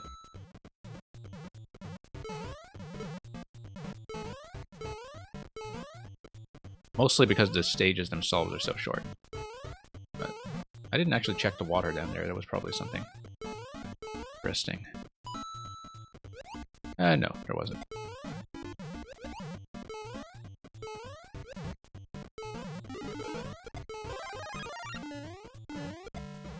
Okay. Something on the right side? No.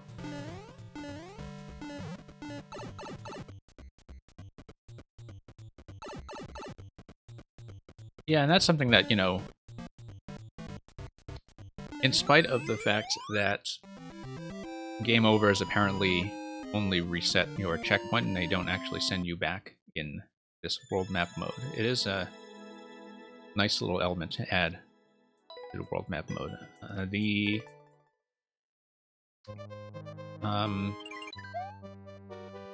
thing is, you know, I sort of like the idea of, as a player, adding a bit of tension to this myself just by saying I'll stop if it's a game over, which won't be an issue on this submission simply because things are generally relaxed and we started with a bank of 30 lives to begin with.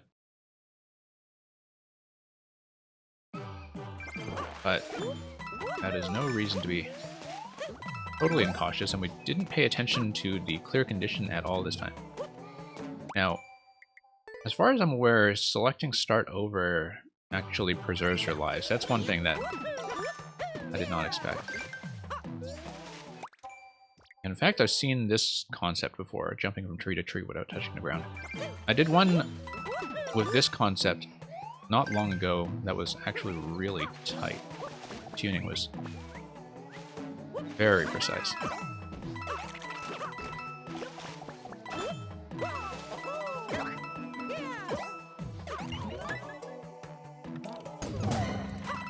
Oh, didn't expect that. Okay, that's fine. We'll just see this just to see what the rest is like. I imagine that since this is a little more technical, this will probably be the last level in this submission that I will do on this segment. As I said before, I am very willing to continue it later. But I'll try to get through this one and then get to the other submissions after.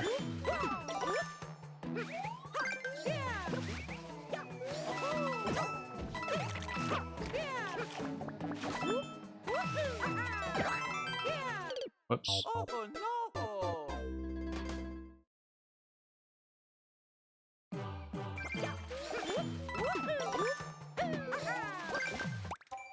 Nope.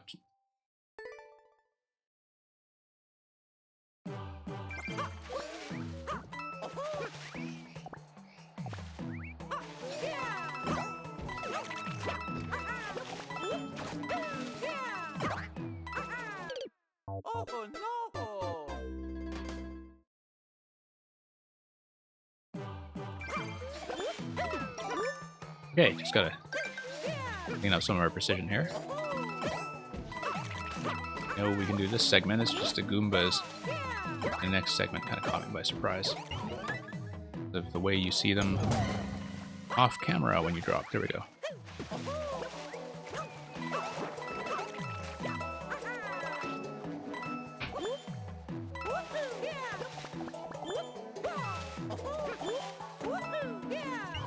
Okay.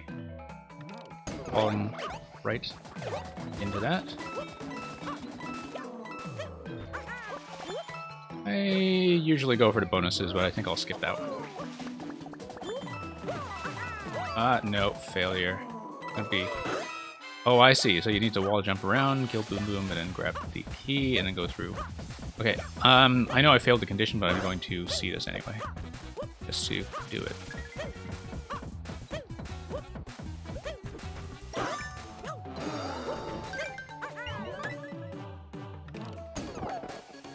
Okay, so that's it. So, yeah, we can totally do this.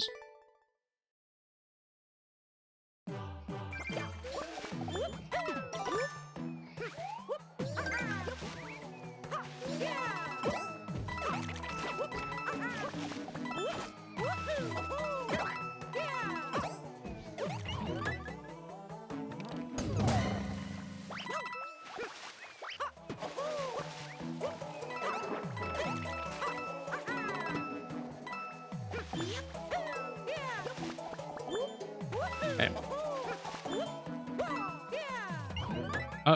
I failed the condition there, okay. That's unfortunate.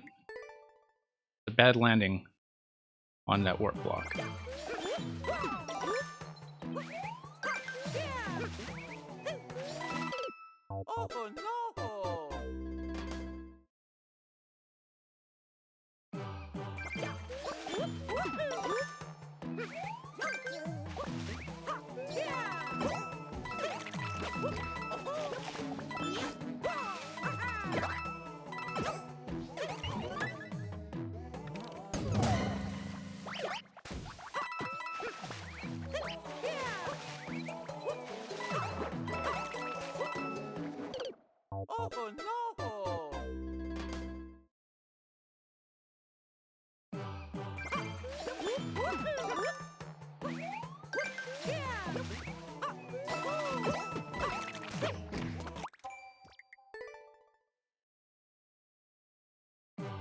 Okay, so, yeah, we're just in need of tightening up the accuracy of landing on those warp blocks. They You seem, yeah, a little bit tighter around the corners than I expect, so. Oh, no, that's a failure. Oh no! That's what twisters do to you.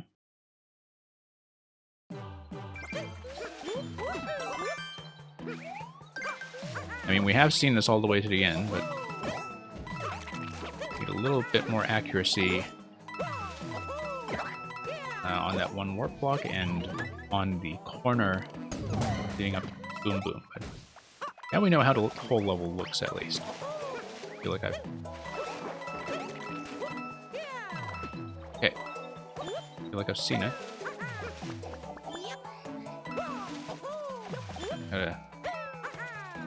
No. I think I'm hitting a ceiling there, in fact. Okay. Do this one or two more attempts, and then we might cut it off. Resume it at a later point.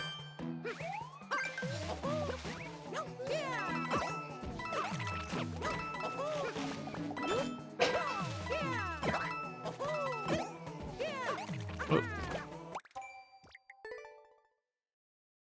I tried to get at least one clean attempt over to the last section.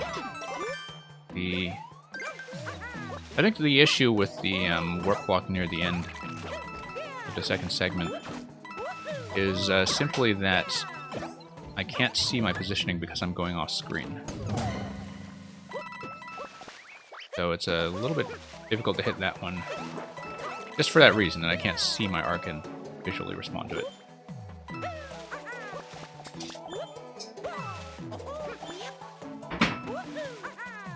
No, nope, failed.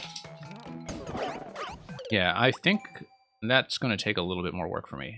But I said before, I am willing to resume this series of worlds and just finish the rest of this one. Floey, if you are able to stay past the next two submissions and you want to resubmit, we'll just resume this then.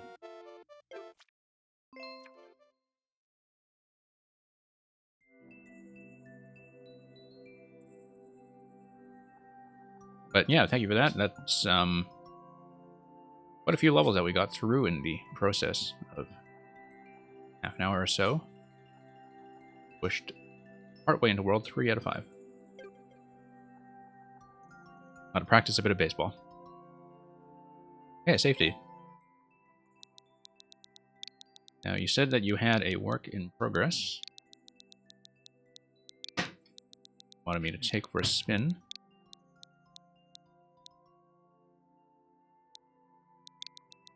So we'll just look at the latest submission. Yoshi checks in. Okay.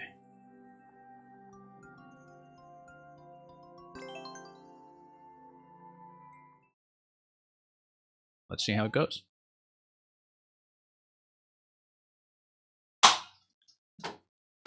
Yeah, that's alright. I mean, you know, new patch and all that. I suppose, given the look of it, that this is going to be like a 1-1 for a world that you're making. Kind of looks like it would be. But let's grab some shells and hit some blocks and kind of make our inferences from there. Nice. Let's grab that shell again. Okay. So, we get a POW. Of course, we're just going to keep that as long as we can. Very nice of Yoshi in the Maker games to not swallow the POW like he does in Super Mario World. Naked pipes, yeah, I know what you mean by the level being roughed in. Oh, we get more POWs anyway, okay. And what's this guy here? Oh, okay, okay. Let's just see it.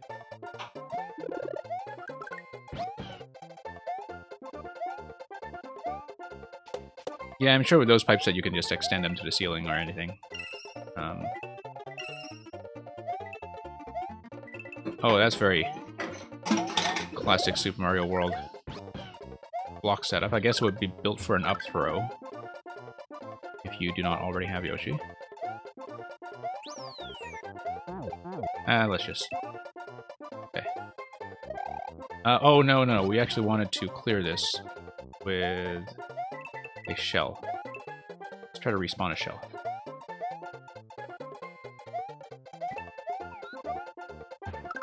Okay. No.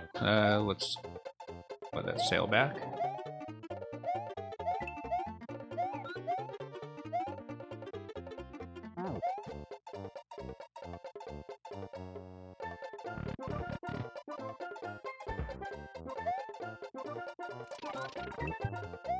Okay, you started this before the patch, yeah.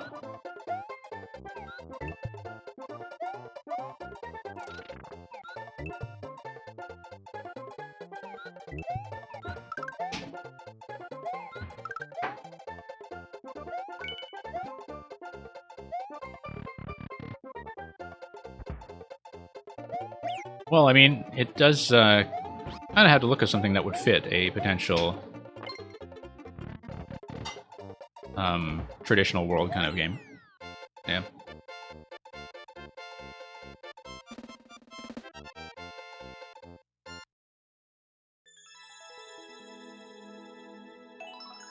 Well, yeah, I know, because a 7 stack of Koopalings would just be perfect for the very gentle adventure that we've seen so far. So yeah, I know you're still working on this.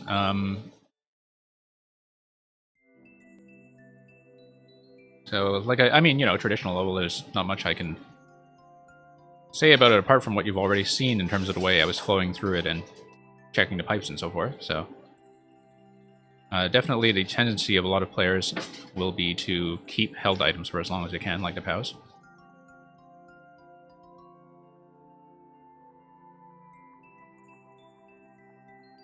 So yeah, would love to see more of this as it develops.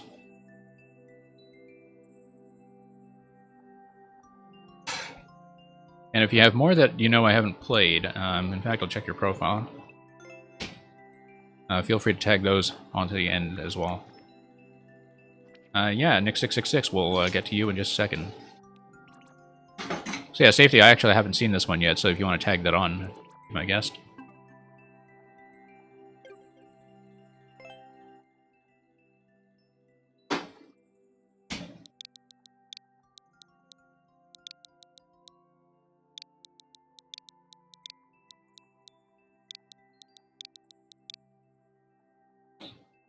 Is audio coming through okay for you folks?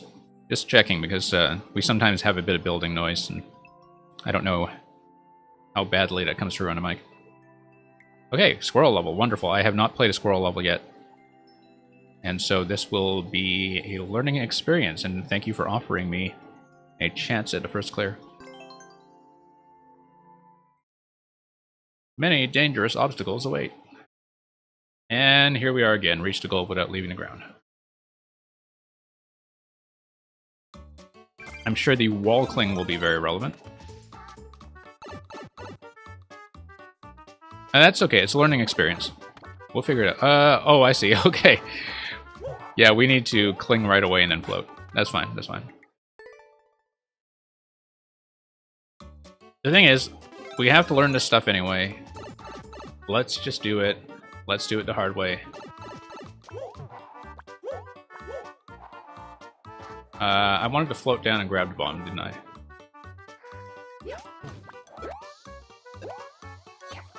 Yeah, I wanted to grab the upper bomb.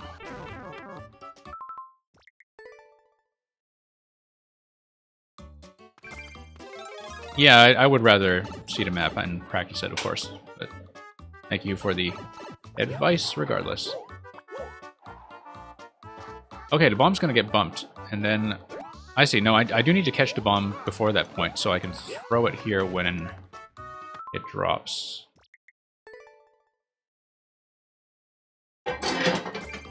Okay. Oh, okay, so it works like the leaf reset. Interesting.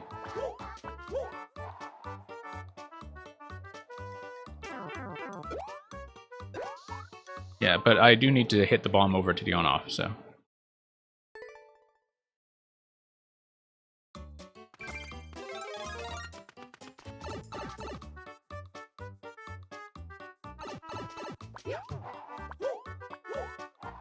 Maybe I should be using the boost there rather than... Oh, okay, I'm just not gauging my distance. I see, yeah. It's been long enough since I played NSMB U that I didn't remember that was the original functioning of it in NSMB U. Thank you for the follow.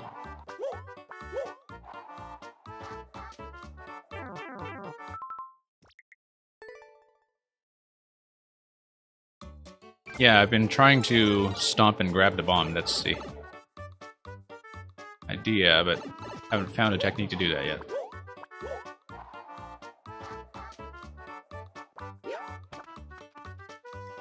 Well, you know what? Let's, Oh, I see. I would boost my way up, and then... Okay.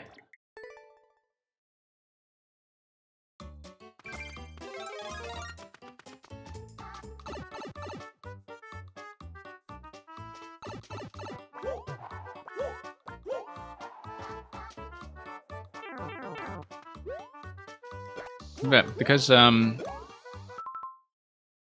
suspect I would want to activate the bomb, pick it up in midair when the spring pushes it, like during a fall, and then toss it over to the on-off switch, and then kind of stall using the boost, and then bounce on a Goomba, and then boost, right?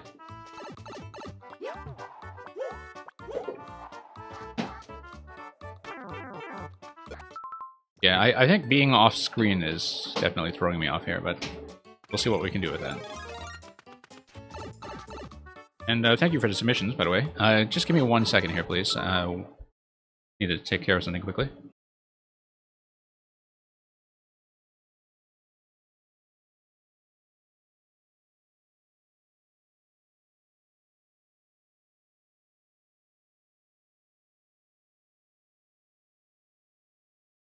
Sorry, just needed to check something here. Thank you for the new submissions, by the way. At this point, I am going to be closing the queue because just noticing the time here. If we get through the remaining submissions quickly, we'll see what happens. But I will be back for a few more submissions than usual. I will, of course, play everybody who is already in the queue right now. But I am planning to do a few more viewer streams and kind of schedule them in as we go over the next few days and as people have a little more time to play with the new toolset. So for now, I will continue on this one, and I will play the 2 submissions that follow it. And we'll see how we do. Just one moment while I edit my stream title to reflect that.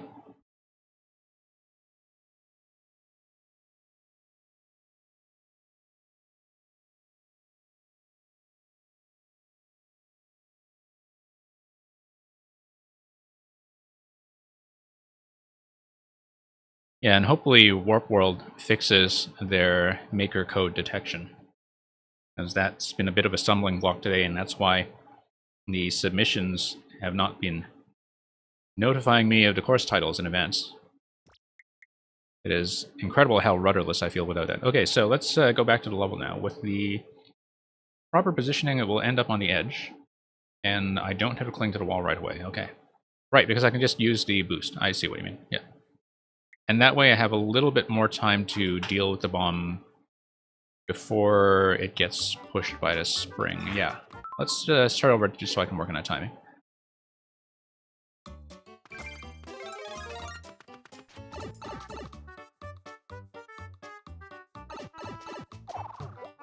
I need to do a little better than that, though. You know what? As you said, let's maybe try to explore this anyway.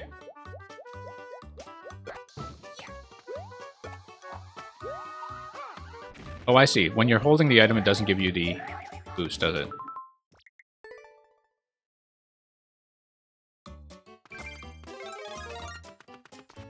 Yeah.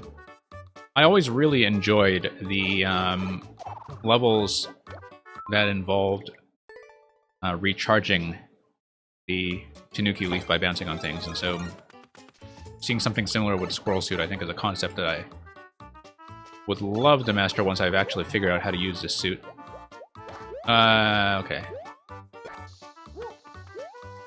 Let's just see the level anyway, just to see more of the design here.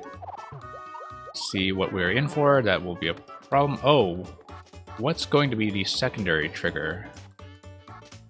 Interesting. I don't see the secondary switch to be triggered there.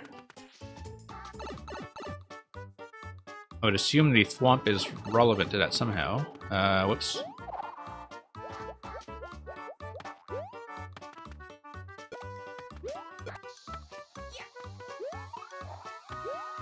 No. On a switch in the top left, yeah, I see it. Or rather, I see what you're talking about.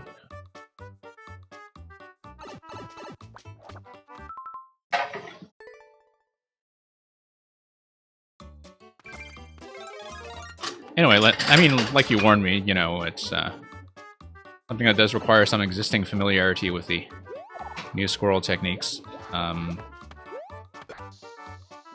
If I don't do too well with it, that's fine. I'm almost certainly willing to return to it at a later point, and even for the time being, I'd like to learn as much about the squirrel suit as I'm able.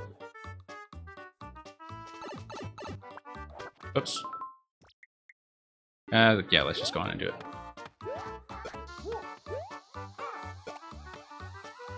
Because then you'll have a little bit of Goomba flotation here. Don't know how you do this whole... I see. Okay.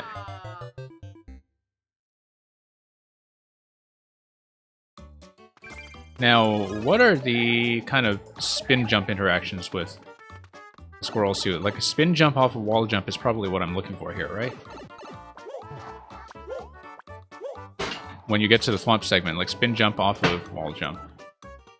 I feel like that's got to be something like that.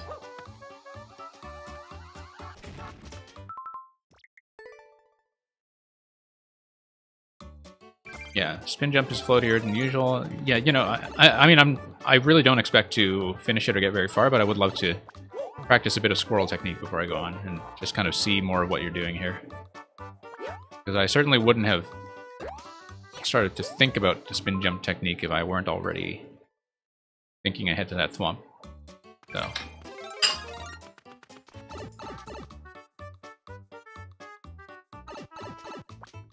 Whoops. Failing that every time.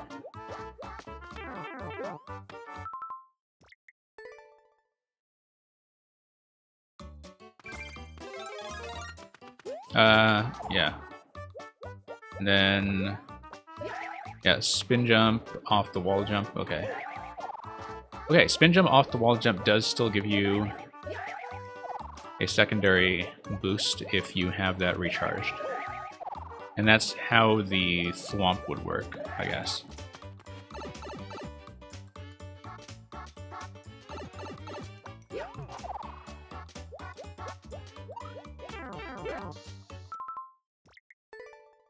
Yeah, I mean, you know, stages that have a bit more advanced tech like this, that is absolutely welcome here. I love to see this stuff. I just don't know it yet in this case because this is so new to me.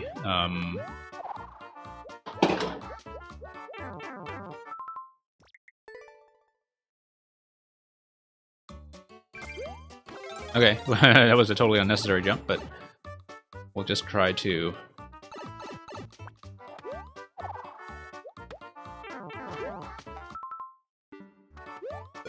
It's going to be one of those things I think that will seem much easier once people have had a bit more time with the squirrel suit in the editor. I mean, from playing levels as well, but especially from just kind of fooling around in the editor. Oh, it didn't get pushed, but... oh, okay. It was just a little out of range. I was hoping we'd get pushed. Because getting the bounce off the bomb... that was the first time we actually did that accurately. Oh, okay, no. Right. So that's the way to do it. You grab, and then you throw pretty much right away.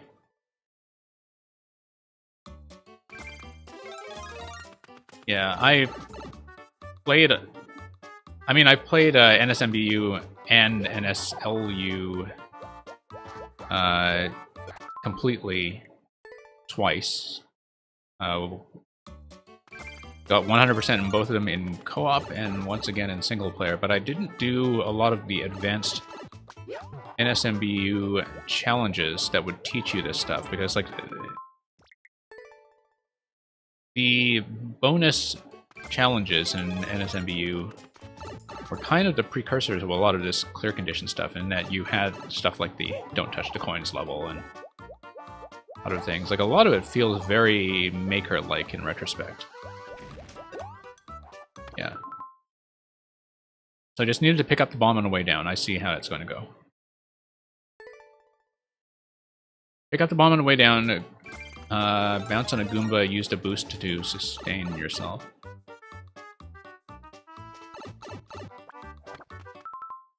Like, did you get very far with the NSMBU challenge content? Or... yeah, there isn't a don't touch anything, that's true. True.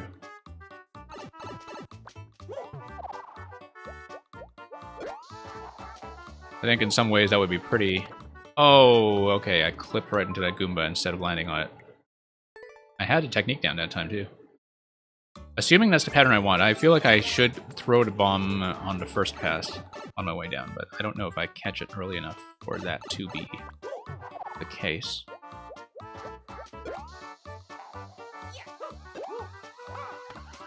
Yeah, I feel like I do need to throw that on the way down, so...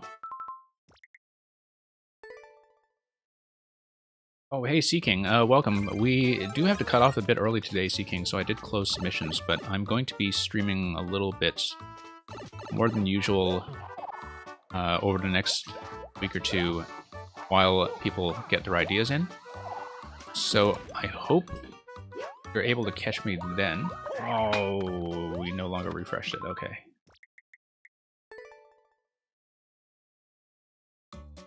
Well, we're getting closer to what we need for this level.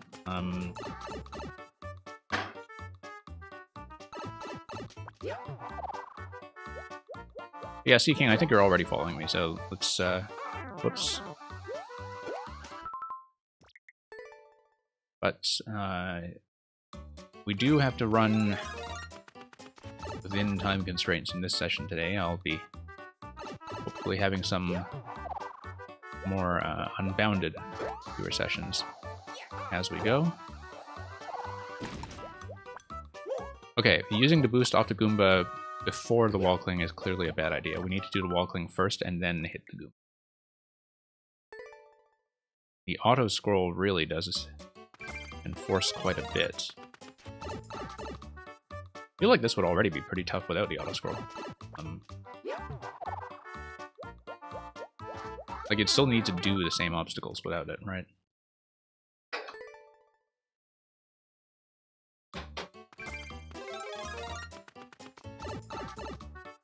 Yeah, I mean, I guess maybe the auto-scroll is something that is required for some later interaction, but not too late. But so far, it seems like it's just kind of enforcing a time limit. Auto-scroll was done on purpose. Yeah, well, I mean, of course it was done on purpose. I just haven't seen the purpose yet, that's all. Other than the difficulty. I'm sure there's some kind of interesting setup that you have with it. Or something to do with the squirrel power that you have restricted. It's sort of amazing, given how much time I spent on NSMBU back in the day, like, how poorly I remember some of the technique relative to, say, remembering the technique in Super Mario World after a long time not playing. But I think that's almost because, like, the Acorn suit is actually kind of underused in the game to begin with. And there's not a lot that really tests you. It does make sure... oh, spawn timings, of course. Spawn timings would be relevant. I find, like, not that I've published anything in ages, but whenever I make something auto-scroll, it usually is as a result of wanting to control object timings.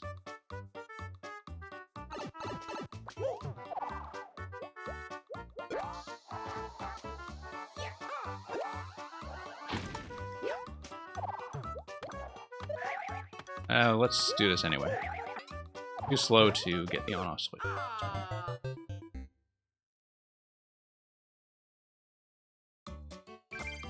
Okay, just a moment here.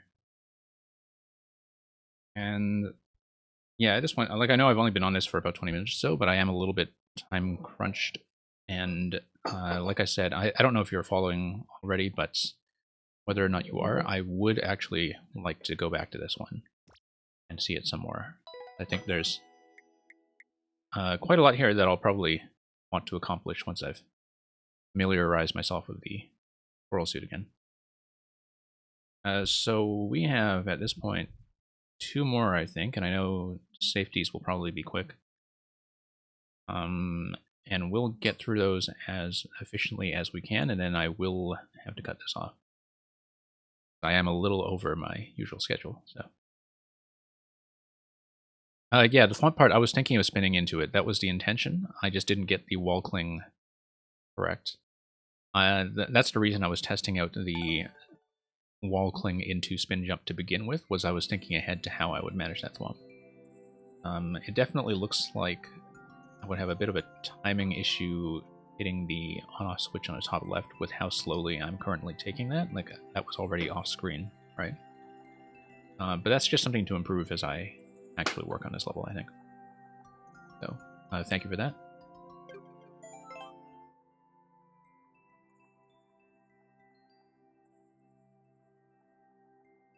Spin jump onto it and then full spin over the wall and double jump to hit the switch.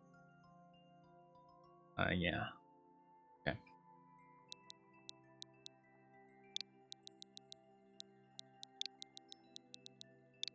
Safety, are you actually still here? Just to check. I think you are.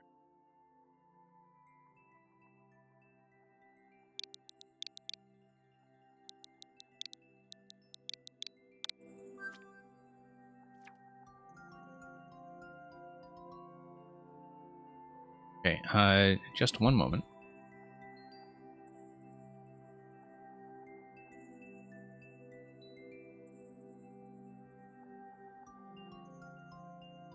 Okay, pardon me, just, I'm back now.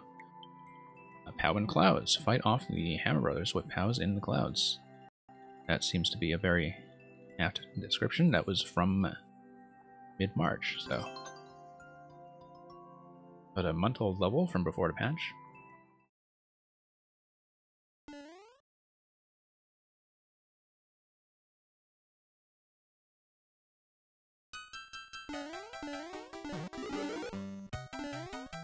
And it's the hammers, right?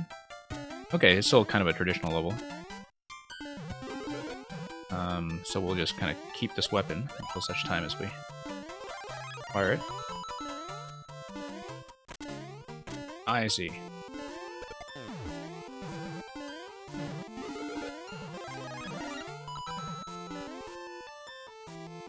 So yeah, there will be some platforming. I see how it's possible to speed through this, though, and just not wait for that, which is fine and actually kind of nice. Let's see what's up here. Okay. Nice. Alright. I think I might have hopefully stayed within range of that trampoline. Nope. It's okay. There's another pow.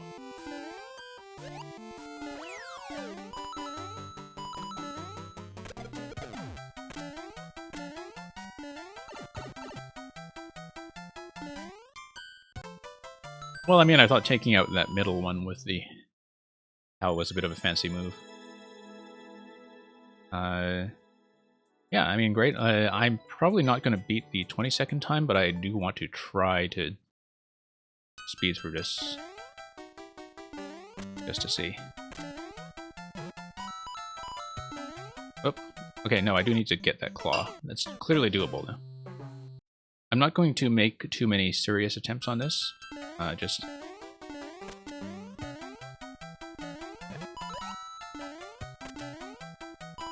whoops. But I might as well try it. Just try it without activating the platform at all. Oh, missed it completely. Yeah, that feels nice. Look at that.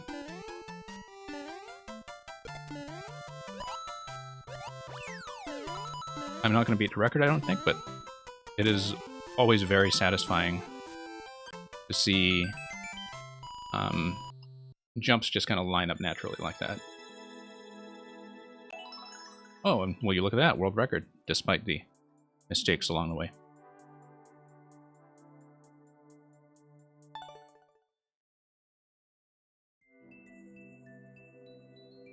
But yeah, that's, like, I don't know how familiar you are with the newer retro Donkey Kong games, like DKCR and Tropical Freeze, but they are pretty much all about that.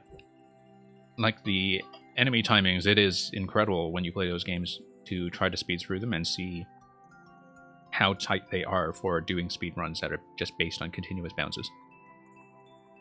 Oh, sorry, I forgot to remove that one. Chigix is next.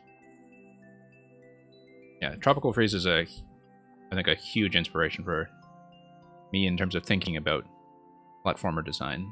When you have these very open formats that kind of let you optionally speed through enemies. Yeah, they make you feel like an expert, particularly if you're playing as Funky and you can just crash into anything. Anyhow. I tried Funky mode when it came out. It was very much like fake speedrunning. Krigix, you just submitted, so I assume you're here. It says you're here in the channel, so we'll just take a look at this quickly. It would be nice if you confirmed that you were in fact present, but this will be the last thing we look at today. Circus Circus. Great, 20%. That'll be a great way to finish. Be a circus performer and use the balls to show your acrobatic skills. This is a new submission from a second, so yeah. I guess it would be the Lemmy balls. I already see Lemmy in the preview. I do think already that Lemmy is my favorite of the Koopaling implementations. I'm working on like 5 different new ideas at once from all the new stuff in this game, but... Okay, so that ball's not going to be continuous. So we'll... But one of the ideas that I'm definitely most excited about is just using the Lemmy balls. Nice markers, by the way. Not too dense, but precise, and that's pretty much how they should be. Oh, whoops. Oh no! There we go, driving down that 20% clear rate by the end of it, I'm sure.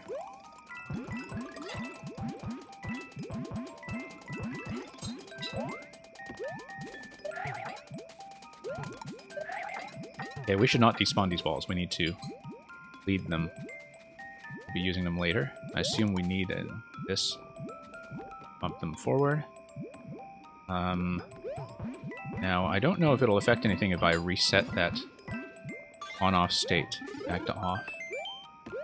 But I assumed that if on-off switches make a comeback, you would have some kind of quality check on that. And the checkpoint would reset them to on. Anyhow, I see. So this would kind of be the check.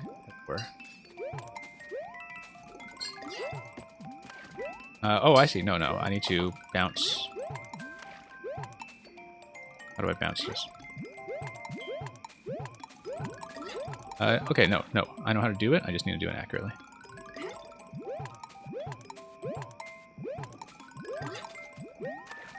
Does mean that I only get one chance at this.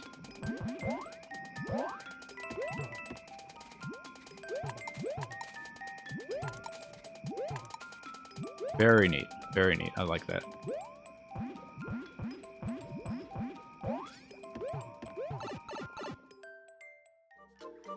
Finally, something new that is being done with alternating on-off switches. Oh yeah, Mario time! Yeah. Very nice for something that you've put together in a short time, for sure, just given how little time we've had with the new patch. great way to finish. So thank you, Frigix. If you have more stages from even before the patch, when I do another viewer stream, or if you have more creations that you want to show me later in the week, I would love to see them. And we did in fact raise the clear rate up a few percentage points, which is very encouraging. At this point, yeah, I mean, we're pretty much filling our schedule as we go.